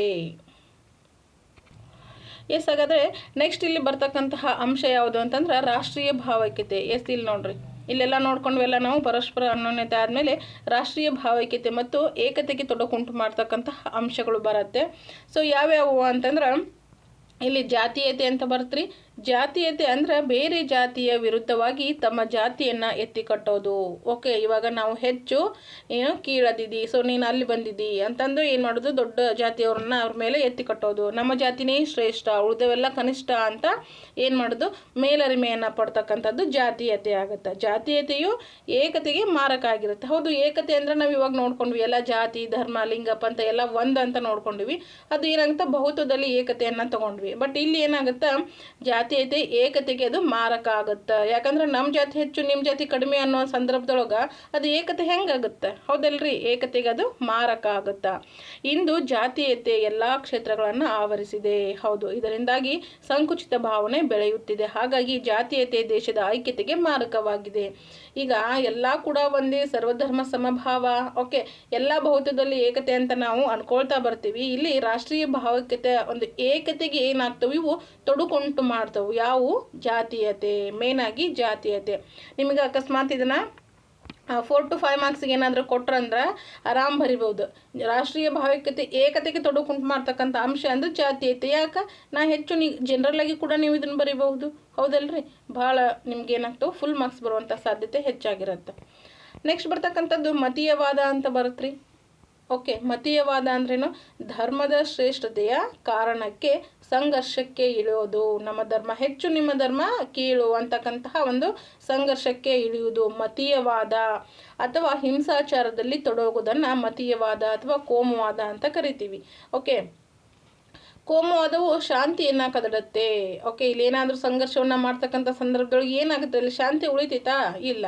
ಇದರಿಂದ ಜೀವ ಮತ್ತು ಆಸ್ತಿ ಪಾಸ್ತಿಗಳು ಏನಾಗ್ತವೆ? ನಾಶ ಆಗ್ತವೆ. ಆ ಒಂದು ಸಂಘರ್ಷದ ಸಂದರ್ಭದೊಳಗೆ ಏನಾಗುತ್ತಾ? ಯಾರ ಜೀವ ಹೋಗುತ್ತಾ? ಓಕೆ, ಅಲ್ಲಿರ್ತಕ್ಕಂತಹ ಆಸ್ತಿ ಪಾಸ್ತಿ ಏನಾಗುತ್ತಾ? ನಾಶ ಆಗುತ್ತೆ ಅನ್ನೋದು ಕೂಡ ಅಲ್ಲಿ ಅರಿವಿರೋದಿಲ್ಲ. ಅಲ್ಲಿ ಇವೆಲ್ಲ ಕೂಡ ಸಂಭವಿಸ್ತಕ್ಕಂಥ ಸಾಧ್ಯತೆ ಹೆಚ್ಚಾಗಿರುತ್ತೆ. ಅಷ್ಟೇ ಅಲ್ಲದೆ ಇಂದು ಜನರ ನಡುವೆ ಸ್ನೇಹ ಸೌಹಾರ್ದತೆಯನ್ನು ಅದು ಹಾಳು ಮಾಡ್ತಾ ಇದೆ. ಕೋಮುವಾದವು ನಾನಾ ಮತ ಧರ್ಮದ ಜನರಲ್ಲಿ ಹೊಂದಾಣಿಕೆ ಇಲ್ಲದಂತೆ ಮಾಡಿ ದೇಶದ ಪ್ರಗತಿಗೆ ತೊಡಕಾಗಿದೆ, ಅಭಿವೃದ್ಧಿಗೆ ಕಂಟಕವಾಗಿದೆ ಅಂತಕ್ಕಂಥದ್ದು. ಇವಾಗ ತಾನೇ ಎಲ್ಲ ರೀತಿಯಿಂದ ಒಳ್ಳೆಯದಾಗಿರಬೇಕು, ನಮ್ಮ ದೇಶ ರಾಷ್ಟ್ರದಲ್ಲಿ ಏನಾಗಬೇಕು? ಭಾವೈಕ್ಯತೆಯನ್ನು ಹೊಂದಬೇಕು ಅಂತ. ಆದರೆ ಇಲ್ಲಿ ಏನಾಗ್ತಾ ಇದೆ? ಜನರ ನಡುವೆ ಏನಾಗ್ತಾ ಇದೆ? ಸ್ನೇಹ ಸೌಹಾರ್ದತೆ ಹಾಳಾಗ್ತಾ ಇದೆ. ಇವಾಗ ನಾ ಹೆಚ್ಚು ನೀ ಕಡಿಮೆ ಅಂದ್ರೆ ನಾ ಬರುವಲ್ಲಿ ನೀ ಯಾಕೆ ಬರ್ತಿ, ಸರಿ ಆ ಕಡೆ. ಸೊ ಈ ರೀತಿ ಓಕೆ ಹಾಳು ಮಾಡ್ತಾ ಇದೆ. ಅಲ್ಲಿರ್ತಕ್ಕಂತಹ ಒಂದು ಅನ್ಯೋನ್ಯತೆಯನ್ನು ಹಾಳು ಮಾಡುತ್ತಾ. ಮತ ಧರ್ಮದ ಜನರಲ್ಲಿ ಏನಾಗ್ತಾ ಇದೆ? ಹೊಂದಾಣಿಕೆ ಇಲ್ಲದಂತೆ ಮಾಡತ್ತಾ. ಓಕೆ, ನಾನು ಹೆಚ್ಚು ನೀನು ಕಡಿಮೆ ಅಂತಕ್ಕಂಥದ್ರಲ್ಲಿ ನಾನು ಒಂದು ಕಡೆ ಹೋಗ್ತೀನಿ, ನಾನು ಅಲ್ಲಿ ನಿಂದಿರ್ತೀನಿ ಅಂದ್ರೆ ನೀನು ನನ್ನ ಪಕ್ಕ ಬಂದು ನಿಂದ್ರಂಗಿಲ್ಲ, ಯಾಕಂದ್ರೆ ನೀ ಕೀಳು, ನೀ ಕಡಿಮೆ, ಕನಿಷ್ಠ ಅದಿ ನೀನು ಅಂತ. ಸೊ ಇಲ್ಲಿ ಏನಾಗುತ್ತೆ? ಅಲ್ಲಿ ಹೊಂದಾಣಿಕೆ ಇಲ್ಲ. ದೇಶದ ಪ್ರಗತಿ ಹೆಂಗಾಗುತ್ತೆ ರೀ? ಇಲ್ಲಿ ಅಲ್ಲಿ ಅಭಿವೃದ್ಧಿ ಹೊಂದತ್ತಾ? ಇಲ್ಲ. ಆಗಲೇ ಹೇಳಿದ್ನಲ್ಲ, ಒಂದು ಕಪ್ಪಿ ಮ್ಯಾಗ ಹತ್ತಕತ್ತೈತಿ ಅಂತಂದ್ರೆ ಹಿಂದೆ ಕಾಲಿಡೋದು ಜಗ್ಗುದು. ಈ ಒಂದು ಸಂಭವ ಇಲ್ಲಿ ನಡೀತಾ ಇರ್ತಕ್ಕಂಥದ್ದನ್ನು ಗಮನಿಸ್ತೀವಿ. ನೆಕ್ಸ್ಟ್ ಬರ್ತಕ್ಕಂಥದ್ದು ಪ್ರಾದೇಶಿಕವಾದ ಅಂತ ಬರುತ್ತೆ ರೀ. ಓಕೆ, ರಾಷ್ಟ್ರೀಯ ಭಾವೈಕ್ಯತೆಗೆ ಮಾರಕವಾಗಬಹುದಾದಂತಹ ಮತ್ತೊಂದು ಅಂಶ ಪ್ರಾದೇಶಿಕವಾದ. ಇಲ್ಲಿ ಮತೀಯವಾದ ಅಥವಾ ಕೋಮುವಾದ ರೀ, ಜಾತೀಯತೆ, ಅದ್ರ ಜೊತೆಗೆ ಬರ್ತಕ್ಕಂಥದ್ದು ಪ್ರಾದೇಶಿಕವಾದ. ಇಲ್ಲಿ ತನ್ನ ಪ್ರದೇಶದ ಕುರಿತಾದಂತಹ ವ್ಯಕ್ತಿಗಿರ್ತಕ್ಕಂತಹ ಏಕಪಕ್ಷೀಯ ನಿಷ್ಠೆಯ ಭಾವನೆಯೇ ಸಂಕುಚಿತ ಪ್ರಾದೇಶಿಕವಾಗಿದೆ. ಅಂದ್ರೆ ಒಬ್ಬ ತನ್ನ ಪ್ರದೇಶದ ಕುರಿತು ವ್ಯಕ್ತಿಗಿರ್ತಕ್ಕಂತಹ ಏಕಪಕ್ಷೀಯ ನಿಷ್ಠೆಯ ಭಾವನೆಯನ್ನು ನಾವು ಸಂಕುಚಿತ ಅಂದ್ರೆ ಏನು ಹೇಳ್ತೀವಿ ನಾವು? ಕುಗ್ಗುವಿಕೆ. ಓಕೆ, ಕುಗ್ಗುವಿಕೆ. ಅವ್ರ ಮನಸ್ಥಿತಿ ಹೆಂಗಿರುತ್ತೆ ಅಂದ್ರೆ ಅಷ್ಟ ಸಂಕುಚಿತವಾದಂತಹ ಮನಸ್ಥಿತಿ ಇರ್ತೈತಿ. ಆ ಒಂದು ಪ್ರದೇಶದ ಕುರಿತು ತನಗೇನು ಅನಿಸಿಕೆ ಇರ್ತೈತಿ ಅದಷ್ಟ ಅವನಿಗೆ ಸೀಮಿತ ಇರ್ತೈತಿ. ಸಂವಿಧಾನದ ಪ್ರಕಾರ ನಮ್ಮದು ವಿವಿಧ ರಾಜ್ಯಗಳು ಉಳ್ಳಂತಹ ಒಕ್ಕೂಟ ವ್ಯವಸ್ಥೆ ಆಗೈತಿ. ಹೌದು, ಸಾಕಷ್ಟು ರಾಜ್ಯಗಳನ್ನು ಒಳಗೊಂಡಂತಹ ಒಂದು ನಿಮಿಷ ರಾಜ್ಯಗಳನ್ನು ಒಳಗೊಂಡಂತಹ ಒಂದು ನಮ್ಮ ಏನಾಗಿರುತ್ತೆ? ದೇಶ. ಸೊ ಹಾಗಾಗಿ ಪ್ರಾದೇಶಿಕ ಭಾಷೆ, ಸಂಸ್ಕೃತಿ, ಆಡಳಿತಗಳ ಅಸ್ತಿತ್ವವು ಕೂಡ ಮುಖ್ಯ ಆಗಿರುತ್ತೆ. ಆಡಳಿತಗಳ ಅನುಕೂಲಕ್ಕಾಗಿ ನಮ್ಮ ರಾಜ್ಯವನ್ನು ಎಷ್ಟು 4 ಭಾಗವಾಗಿ ವಿಭಾಗ ಮಾಡ್ಯಾರ, ನಿಮ್ಗೆ ಗೊತ್ತೈತಲ್ರಿ? ಯಾವುದು? ಬೆಳಗಾವಿ, ಬೆಂಗಳೂರು, ಕಲಬುರ್ಗಿ, ಮೈಸೂರು ಅಂತ 4 ಭಾಗಗಳನ್ನಾಗಿ ವಿಭಾಗ ಮಾಡಿರ್ತಾರೆ. ಪ್ರತಿಯೊಂದು ವಿಭಾಗದಲ್ಲೂ ಕೂಡ ಎಷ್ಟೆಷ್ಟು ಜಿಲ್ಲೆಗಳದಾವ ಅನ್ನೋದು ಕೂಡ ನಿಮ್ಗೆ ಕ್ಲಿಯರ್ ಆಗಿ ತಿಳಿಸ್ಕೊಟ್ಟಿನಿ. ನೋಡಿಲ್ಲ ಇನ್ನೂ ಅದ್ರ ಬಗ್ಗೆ ತಿಳ್ಕೊಂಡಿಲ್ಲ ಅನ್ನೋರು ಖಂಡಿತ ನಮ್ಮ ಒಂದು ಚಾನಲ್ ಒಳಗೆ ಅದ್ರ ಕ್ಲಾಸ್ ಐತಿ, ವಿಸಿಟ್ ಮಾಡ್ರಿ. ಓಕೆ, ಆದ್ದರಿಂದ ರಾಷ್ಟ್ರದ ಸಮಗ್ರತೆಗೆ ಧಕ್ಕೆ ತರ್ತಕ್ಕಂತಹ ಸಂಕುಚಿತ ಒಂದು ಪ್ರಾದೇಶಿಕವಾದ ಆರೋಗ್ಯಕರವಲ್ಲ. ಹೌದು, ಅದು ಹೆಂಗೆ ಆರೋಗ್ಯ ಆಗತ್ರಿ? ಬರೇ ಗದ್ದಲ, ನಾನು ನೀನು, ಬರೀ ಇದೇ ರೀತಿ ಸಂಘರ್ಷ ಇತ್ತಂದ್ರೆ ಅಲ್ಲಿ ಯಾವುದೇ ರೀತಿ ಅದು ಆರೋಗ್ಯಕ್ಕೆ ಒಳ್ಳೆಯದಲ್ಲ, ನಮಗೂ ಒಳ್ಳೆಯದಲ್ಲ, ಸುತ್ತಮುತ್ತಲು ಇರೋರಿಗೂ ಒಳ್ಳೆಯದಲ್ಲ. ನಾವು ಮೊದಲು ಭಾರತೀಯರು, ಆ ನಂತರ ಒಂದು ರಾಜ್ಯ ಅಥವಾ ಪ್ರದೇಶಕ್ಕೆ ಸೇರಿದವರು ಅನ್ನೋದನ್ನು ಮೊದಲು ಅರಿಬೇಕು. ಹೌದು ನೋಡ್ರಿ, ನಾ ಫಸ್ಟ್ ಎಲ್ಲದಕ್ಕಿಂತ ಹೆಚ್ಚು ಮನುಷ್ಯ ಅಂತ ಅಂದ್ಕೊಳ್ರಿ. ನಾ ಫಸ್ಟ್ ಮನುಷ್ಯ, ಯಾವುದೇ ನಾಯಿ ಅಲ್ಲ, ಪ್ರಾಣಿ ಅಲ್ಲ, ಪಕ್ಷಿ ಅಲ್ಲ. ನಮ್ಮದು ಮಾನವ ಜನ್ಮ ಅಂತಕ್ಕಂಥದ್ದು ಭಾಳ ಶ್ರೇಷ್ಠ. ಮಾನವ ಜನ್ಮ ಇದು ಶ್ರೇಷ್ಠವಾದದ್ದು. ಹಾಳು ಮಾಡ್ಕೊಳ್ದಿರಿ ಹುಚ್ಚಪ್ಪಗಳಿರ ಅಂತ ಹಿರಿಯರು ಹೇಳಿದ್ದನ್ನು ನೀವು ಕೇಳ್ತಿರಲ್ಲ. ಸೊ ಹಾಗಾಗಿ ಫಸ್ಟ್ ಮನುಷ್ಯರು, ಓಕೆ, ಭಾರತೀಯರು ಅಂತ ಅಂದ್ಕೊಳ್ರಿ. ಭಾರತೀಯರು ಅಂತ ಹೇಳ್ಕೊಳ್ಳಿಕ್ಕೆ ನಮ್ಗೆ ಹೆಮ್ಮೆ ಆಗುತ್ತೆ. ಓಕೆ, ಈ ಒಂದು ಭಾರತಾಂಬೆ ಮಡಿಲೊಳಗೆ ನಾವು ಹುಟ್ಟೀವಿ, ಜನನ ಪಡೆದೇವಿ, ಮುಂದಿನ ಜನ್ಮದಾಗ ಎಲ್ಲಿರ್ತೀವಿ, ಏನಾಕ್ಯವಂತ ಯಾರಿಗೂ ಗೊತ್ತಿರಂಗಿಲ್ಲ. ಸೊ ಅಂಥ ಟೈಮ್ ಒಳಗೆ ಭಾರತೀಯರು ಅಂತಕ್ಕಂಥದ್ದಕ್ಕೆ ನೀವು ಹೆಮ್ಮೆ ಪಡಬೇಕು. ಆನಂತರ ನಾವು ಈ ರಾಜ್ಯದವರು, ಭಾರತದೊಳಗೆ ನಾವು ಇಂಥ ರಾಜ್ಯದವ್ರು, ಕರ್ನಾಟಕ ರಾಜ್ಯದವರು, ಆ ಒಂದು ರಾಜ್ಯದೊಳಗೆ ಇಂಥ ಪ್ರದೇಶಕ್ಕೆ ನಾವು ಸೇರಿದವರು ಅನ್ನೋದನ್ನು ತಿಳ್ಕೊಬೇಕು. ಆ ಪ್ರದೇಶದೊಳಗೆ ಇಂಥ ಜಾತಿ, ಇಂಥ ಧರ್ಮ, ಅದು ಆನಂತರ ಬರುತ್ತೆ ರೀ. ಫಸ್ಟ್ ನಾವೆಲ್ಲ ಭಾರತೀಯರು ಅನ್ನೋದು ಭಾಳ ಮುಖ್ಯ ಇರುತ್ತೆ, ಅದನ್ನು ನೀವು ತಿಳ್ಕೊಳ್ಬೇಕು. ಓಕೆ, ನೆಕ್ಸ್ಟ್ ಬರ್ತಕ್ಕಂಥದ್ದು ಪ್ರಾದೇಶಿಕವಾದವು ಪ್ರತ್ಯೇಕವಾದ ಆಗಬಾರ್ದು. ಪ್ರಾದೇಶಿಕವಾದ ಅಂತಂದ್ರೆ ಎಲ್ಲರೂ ಕೂಡಿ ಒಂದು ಅಂತಕ್ಕಂತಹ ಸಂದರ್ಭದೊಳಗೆ ಅದು ಪ್ರತ್ಯೇಕತೆಯನ್ನು ಹೊಂದಬಾರ್ದು, ಡಿವೈಡ್ ಆಗಬಾರ್ದು. ರಾಷ್ಟ್ರೀಯ ಏಕತೆಗೆ ತೀವ್ರವಾದಂತಹ ಧಕ್ಕೆಯನ್ನು ಉಂಟು ಮಾಡುತ್ತೆ. ಪ್ರಾದೇಶಿಕ ಅಸಮಾನತೆಯನ್ನು ನೀಗಿಸುವಂತಹ ಅವಕಾಶಗಳನ್ನು ಸಂವಿಧಾನದಲ್ಲಿ ನೀಡಲಾಗಿದೆ. ಈ ಹಿನ್ನೆಲೆಯೊಳಗೆ ಯಾವ್ದು ಬರುತ್ತೆ ಅಂದ್ರೆ ಇಲ್ಲಿ ನೋಡ್ರಿ, ನಾವು ಪ್ರಾದೇಶಿಕ ಅಸಮಾನತೆಯ ನಿವಾರಣೆಗಾಗಿ ಕಲ್ಯಾಣ ಕರ್ನಾಟಕಕ್ಕೆ 371 ಮಾನ್ಯತೆಯನ್ನು ನೀಡಿದ್ದು ಮತ್ತು ತೆಲಂಗಾಣ ಪ್ರತ್ಯೇಕ ರಾಜ್ಯವಾಗಿ ಘೋಷಿಸಲ್ಪಟ್ಟಿದ್ದನ್ನು ಕೂಡ ನೀವು ಗುರುತಿಸಬಹುದು. ಇಲ್ಲಿ ಯಾವುದ್ರ ಸಂಬಂಧ ಇದು ಹಿಂಗತೆ ಆಗಿದ್ದು ಅಸಮಾನತೆಯ ನಿವಾರಣೆ ಮಾಡೋದಕ್ಕಾಗಿ ಕಲ್ಯಾಣ ಕರ್ನಾಟಕಕ್ಕೆ 371 ಅಂತಕ್ಕಂತಹ ವಿಧಿ ಅಥವಾ ಕಲಮಿನ ಪ್ರಕಾರ ಏನಾಗುತ್ತೆ, ಅದು ಮಾನ್ಯತೆಯನ್ನು ಪಡ್ಕೊಂಡಿರುತ್ತೆ. ಅದ್ರ ಜೊತೆಗೆ ತೆಲಂಗಾಣ ಏನಾಗುತ್ತೆ ರೀ, ಪ್ರತ್ಯೇಕ ರಾಜ್ಯವಾಗಿ ಅದು ಹೋಗ್ಬಿಡತ್ತ, ಘೋಷಿಸಲ್ಪಟ್ಬಿಡತ್ತ ಅಂತಕ್ಕಂಥದ್ದು. ನೆಕ್ಸ್ಟ್ ಇಲ್ಲಿ ರಾಷ್ಟ್ರೀಯ ಭಾವೈಕ್ಯತೆಗೆ ತೊಡಕಾಗಿಸ್ತಕ್ಕಂತಹ ಜಾತೀಯತೆ, ಮತೀಯವಾದ, ಸಂಕುಚಿತ ಪ್ರಾದೇಶಿಕವಾದಗಳನ್ನು ಮೆಟ್ಟಿ ನಿಂತರೆ ಏನಾಗುತ್ತೆ, ರಾಷ್ಟ್ರೀಯ ಭಾವೈಕ್ಯತೆಯನ್ನು ವೃದ್ಧಿಸ್ಬೋದು. ಎಷ್ಟಾಗಾದರೆ ಇವಾಗ ತಾನೇ ನೋಡ್ಕೊಂಡ್ವಿ ನಾವು ರಾಷ್ಟ್ರೀಯ ಭಾವೈಕ್ಯತೆಗೆ ತೊಡಕಾಗ್ತಕ್ಕಂಥ ಅಂಶಗಳು ಯಾವ್ಯಾವ ನೋಡಿದ್ದೀವಿ ನಾವು ಇವಾಗಲೇ. ಜಾತೀಯತೆ, ಮತೀಯವಾದ ಅಥವಾ ಕೋಮುವಾದ, ಹೌದಲ್ರಿ. ನೆಕ್ಸ್ಟ್ ಬರ್ತಕ್ಕಂಥದ್ದು ಯಾವುದು, ಪ್ರಾದೇಶಿಕವಾದ. ಸೊ ಎಲ್ಲ ನೋಡ್ಕೊಂಡ್ವಿ, ಇವುಗಳನ್ನಷ್ಟು ನಾವು ಮೆಟ್ಟಿ ನಿಂತ್ವಿ ಅಂತಂದ್ರೆ ಓಕೆ, ಅಲ್ಲಿ ಏನಾಗುತ್ತೆ 100ಕ್ಕೆ 200% ರಾಷ್ಟ್ರೀಯ ಭಾವೈಕ್ಯತೆಯನ್ನು ನಾವು ಹೆಚ್ಚಿಗೆ ಮಾಡ್ಬೋದು, ವೃದ್ಧಿಸ್ಬೋದು, ಅದ್ರೊಳಗೆ ಅಭಿವೃದ್ಧಿನ ತೊಗೊಂಡು ಬರ್ಬೋದು. ಓಕೆ, ಇದಷ್ಟು ಈ ಒಂದು ಲೆಸನಿನ ಉದ್ದೇಶ ಆಗಿರುತ್ತೆ. ಭಾಳ ಅಂದ್ರೆ ಭಾಳ ಇದು ಇತ್ತು, ಎನರ್ಜಿ ಇತ್ತು ಇವತ್ತು. ಯಾಕಂತಂದ್ರೆ ನಮ್ಮ ರಾಷ್ಟ್ರದ ಬಗ್ಗೆ ಇಲ್ಲಿ ಇಷ್ಟೆಲ್ಲ ಮಾಹಿತಿಗಳು ಸಿಗಾಕತ್ತೈತಿ, ಇಷ್ಟೆಲ್ಲ ನಾವು ಓದಾಕತ್ತೀವಿ ಅಂತಂದ್ರೆ ನಿಜಕ್ಕೂ ನಮ್ಗೆ ಒಂಥರ ಖುಷಿ ಆಗುತ್ತೆ ಅಂತ ಹೇಳ್ಬೋದು. ಹಾಗಾದರೆ ಇಲ್ಲಿ ಕೆಲವೊಂದಷ್ಟು ಪ್ರಶ್ನೆಗಳದಾವ ನೋಡ್ರಿ, ನೋಡ್ಕೊಂಡು ಬಿಡ್ರಿ. ರಾಷ್ಟ್ರೀಯ ಭಾವೈಕ್ಯತೆ ಅಂದ್ರೇನು, ಇವಷ್ಟು ಕ್ವಶನ್ಸ್ಗಳನ್ನು ನಾನು ನಿಮ್ಗೆ ರಿಟರ್ನ್ ಒಳಗೆ ಕೊಡ್ತೀನಿ. ಓಕೆ, ಸ್ವಲ್ಪ ಟೈಮ್ ಆಗುತ್ತೆ, ಯಾಕಂದ್ರೆ ಒಂದಿದು 6ನೇ ತರಗತಿದು ಪಾರ್ಟ್ 1 ಇರ್ತಕ್ಕಂತಹ ಲೆಸನ್ ಬೈ ಲೆಸನ್ ನಾನು ಕ್ವಶನ್ಸ್ಗಳನ್ನು ಕೊಡ್ತಾ ಇದ್ದೀನಿ. ಈಗಾಗಲೇ ಐ ಥಿಂಕ್ 2 ಚಾಪ್ಟರ್ದು ಕೊಟ್ಟಿನಿ ಅಂತ ಅಂದ್ಕೊಳ್ತೀನಿ. ಸೊ 3ನೇ ಚಾಪ್ಟರ್ದು ಆದಷ್ಟು ಬೇಗ ಕೊಡ್ತೀನಿ. ಓಕೆ, 3ನೇ ಚಾಪ್ಟರ್ದು ಆದಷ್ಟು ಬೇಗ ಕೊಡ್ತೀನಿ. ರಾಷ್ಟ್ರೀಯ ಭಾವೈಕ್ಯತೆ ಅಂದ್ರೆ ಏನ್ರಿ, ಇವಾಗ ತಾನೇ ನಾವು ನೋಡ್ಕೊಂಡ್ವಿ, ರಾಷ್ಟ್ರದೊಳಗಿರ್ತಕ್ಕಂತಹ ಜಾತಿ, ಮತ, ಲಿಂಗ, ಧರ್ಮ ಯಾವುದೂ ಕೂಡ ಬೇರೆ ಅಲ್ಲ, ಎಲ್ಲವೂ ಕೂಡ ಒಂದು ಅಂತಕ್ಕಂತಹ ಭಾವನೆಯನ್ನು ನಾವು ಹೊಂದಿರ್ತೀವಿ. ಅದು ರಾಷ್ಟ್ರೀಯ ಭಾವೈಕ್ಯತೆ. ಬಹುತ್ವ ಅಥವಾ ಬಹುಸಂಸ್ಕೃತಿ ಅಂದ್ರೆ ಏನ್ರಿ, ನಮ್ಮ ಒಂದು ದೇಶದೊಳಗೆ ಬೇರೆ ಬೇರೆ ಭಾಷೆ, ಬೇರೆ ಬೇರೆ ಧರ್ಮ, ಹಲವಾರು ಪಂಗಡ, ಓಕೆ, ಈ ರೀತಿ ಎಲ್ಲವನ್ನ ಕೂಡಿ ಇರ್ತಕ್ಕಂಥದ್ದು ಬಹುತ್ವ ಅಥವಾ ಎಲ್ಲವೂ ಕೂಡ ಒಟ್ಟಾಗಿ ಇರೋದನ್ನು ನಾವು ಬಹುಸಂಸ್ಕೃತಿ ಅಂತ ಹೇಳ್ತೀವಿ. ಭಾರತದಲ್ಲಿ ಏಕತೆಗೆ ಪೂರಕವಾದಂತಹ ಅಂಶಗಳನ್ನು ಪಟ್ಟಿ ಮಾಡಿ. ಏಕತೆ ಅಂದ್ರೇನ್ರಿ, ಒಂದೇ ಅಂತಕ್ಕಂಥದ್ದು. ಏಕತೆಗೆ ಪೂರಕ ಯಾವ್ಯಾವ್ರಿ, ಆಗಲೇ ನೋಡಿದ್ವಲ್ಲ ನಾವು ಯಾವ್ಯಾವು. ಇರ್ರಿ ಒಂದು ನಿಮಿಷ ನಿಮಗೆ ತೋರಿಸ್ತೀನಿ. ಇವೆಲ್ಲ ತೊಡಕುಂಟು ಮಾಡ್ತಾವೆ ನೋಡ್ರಿ. ಏಕತೆಯನ್ನು ಉಂಟು ಮಾಡ್ತಕ್ಕಂಥದ್ದು ಅಥವಾ ಪ್ರೋತ್ಸಾಹಿಸ್ತಕ್ಕಂಥದ್ದು ಅಂದ್ರೆ ಎಲ್ಲ ಒಂದಾಗತ್ತೆ ರೀ. ಮತ್ತು ಏನಿದು ಬೇರೆ ಇಲ್ಲಲ್ಲ ಬುಕ್ನಾಗ, ನಾವು ಓದಿಲ್ಲ ಅನ್ಕೋಬೇಡ್ರಿ. ಜಾತೀಯತೆ, ಪ್ರಜಾಪ್ರಭುತ್ವ, ರಾಷ್ಟ್ರದ ಹಬ್ಬಗಳು, ರಾಷ್ಟ್ರ ಲಾಂಛನ, ಪರಸ್ಪರ ಅನ್ಯೋನ್ಯತೆ, ಇವೆಲ್ಲ ಏನಾಗಿರ್ತವೆ ಅಂತಂದ್ರೆ ಏಕತೆ, ಭಾರತದಲ್ಲಿ ಏಕತೆಗೆ ಪೂರಕವಾದಂತಹ ಅಂಶಗಳಾಗಿರ್ತವೆ. ಓಕೆನಾ. ನೆಕ್ಸ್ಟ್ ಜಾತಿವಾದವು ಒಂದು ನಿಮಿಷ ಇರ್ರಿ. ಸರಿ. ಜಾತಿವಾದವು ಏಕತೆಗೆ ಹೇಗೆ ಮಾರಕ ಅಂದರೆ ಇವಾಗ ತಾನೇ ನೋಡಿದ್ವಿ, ತೊಡಕುಂಟು ಮಾಡ್ತೇವೆ ಅನ್ನೋದ್ರಾಗ ಜಾತ್ಯತೀತೆ. ನಾ ಹೆಚ್ಚು ನೀ ಕಡಿಮೆ. ಸೊ ಅಂತಲ್ಲಿ ಏನಾಗುತ್ತೆ, ಅಲ್ಲಿ ಏಕತೆ ಇರಂಗಿಲ್ಲ, ಅಲ್ಲಿ ಏನಾಗ್ತವೆ, ಜಗಳ ಸಂಘರ್ಷ ಆಗ್ತವೆ. ಸೊ ಹಾಗಾಗಿ ಮಾರಕ ಹೆಂಗೆ ಅನ್ನೋದನ್ನು ನಿಮ್ಮ ಒಂದು ಅನಿಸಿಕೆನ ಅದ್ರಾಗ ಬರೀಬೇಕಾಗುತ್ತೆ. ನೆಕ್ಸ್ಟ್ ಗುಂಪಿನಲ್ಲಿ ಚರ್ಚಿಸಿ ಅಂತ ಐತಿ. ರಾಷ್ಟ್ರೀಯ ಭಾವೈಕ್ಯತೆಯನ್ನು ಸಾಧಿಸುವ ನಿಟ್ಟಿನೊಳಗೆ ಯಾವ ನಿರ್ದಿಷ್ಟ ಕ್ರಮಗಳನ್ನು ತೆಗೆದುಕೊಳ್ಬಹುದು ಅನ್ನೋದನ್ನು ನೀವು ಗುಂಪಿನೊಳಗೆ ಚರ್ಚೆ ಮಾಡಿ ಬರೀಬೇಕಾಗುತ್ತೆ. ಸೊ ಇದಷ್ಟು ಇವತ್ತಿನ ಕ್ಲಾಸ್ನಲ್ಲಿ ಇರ್ತಕ್ಕಂತಹ ಅಂಶಗಳಾಗಿರುತ್ತೆ ಸ್ನೇಹಿತರೆ. ಐ ಥಿಂಕ್ ಈ ಒಂದು ಕ್ಲಾಸ್ ನಿಮ್ಗೆ ಖಂಡಿತ ಯೂಸ್ಫುಲ್ ಆಗಿರುತ್ತೆ. ಯಾಕಂದರೆ ನಮ್ಮ ರಾಷ್ಟ್ರ ಅದ್ರ ಮೇಲೆ ಯಾರೆಲ್ಲ ಅಭಿಮಾನ ಹೊಂದಿರಿ ಎಲ್ಲರೂ ಕೂಡ ನೀವು ಖಂಡಿತ ಇಷ್ಟಪಡ್ತೀರ ಅಂತ ಅಂದ್ಕೊಳ್ತಾ, ಸೊ ಎಲ್ಲರೂ ಕೂಡ ಕ್ಲಾಸಿಗೆ ಲೈಕ್ ಮಾಡಿ ಹೋಗಿ. ಓಕೆ, ಜೊತೆಗೆ ಸಬ್ಸ್ಕ್ರೈಬ್ ಯಾರೆಲ್ಲ ಮಾಡ್ಕೊಂಡಿಲ್ಲ ಸಬ್ಸ್ಕ್ರೈಬ್ ಮಾಡ್ಕೊಳ್ರಿ. ಟೆಲಿಗ್ರಾಮಿಗೆ ಜಾಯ್ನ್ ಆಗಿರಿ, ವಿಡಿಯೋ ಆದಷ್ಟು ಶೇರ್ ಮಾಡಿರಿ ಅಂತ ಹೇಳ್ತಾ thank you so much for everyone. ಇದೇ ರೀತಿ ಸಪೋರ್ಟ್ ಮಾಡ್ತಾ ಇರಿ. ನೆಕ್ಸ್ಟು ಅಧ್ಯಾಯ 21. ಸೊ ಪೌರ್ಣಿತಿ ಮೇಲೆ ಇರ್ತಕ್ಕಂತಹ ಇದೊಂದು ಲಾಸ್ಟ್ ಚಾಪ್ಟರ್ ಅಂತ ಅಂದ್ಕೊಳ್ತೀನಿ. ರಾಷ್ಟ್ರೀಯ ಚಿಹ್ನೆಗಳು ಮತ್ತು ರಾಷ್ಟ್ರೀಯ ದಿನಾಚರಣೆ ಅಂತಕ್ಕಂಥದ್ದು ಇದೊಂದು ಚಾಪ್ಟರನ್ನು ನಾವು ನೋಡ್ಕೊಂಡ್ವಿ ಅಂತಂದ್ರೆ ಯಾವುದು ಸಿವಿಕ್ಸ್ ಪೌರ್ಣಿತಿ ಏನಾಗುತ್ತೆ ಕಂಪ್ಲೀಟ್ ಆಗುತ್ತೆ. ಸೊ ಅದಾದ ನಂತರ ನಿಮಗೆ ಕಾಣ್ಲಿಕ್ಕೆ ಸಿಗುತ್ತೆ ಭೂಗೋಳಶಾಸ್ತ್ರ ರೀ. ಸೊ ನಾವು ನಾಳೆ ದಿನ ಈ ಒಂದು ಕ್ಲಾಸನ್ನು ನೋಡಿಕೊಂಡು ಅದಾದ ನಂತರ ಭೂಗೋಳಶಾಸ್ತ್ರಕ್ಕೆ ಹೋಗೋಣ. Thank you so much for everyone. ಇದೇ ರೀತಿ ಸಪೋರ್ಟ್ ಮಾಡ್ತಾ ಇರಿ. ಸೊ ನೆಕ್ಸ್ಟ್ ಕ್ಲಾಸಲ್ಲಿ ಮತ್ತೆ ಸಿಗ್ತೀನಿ.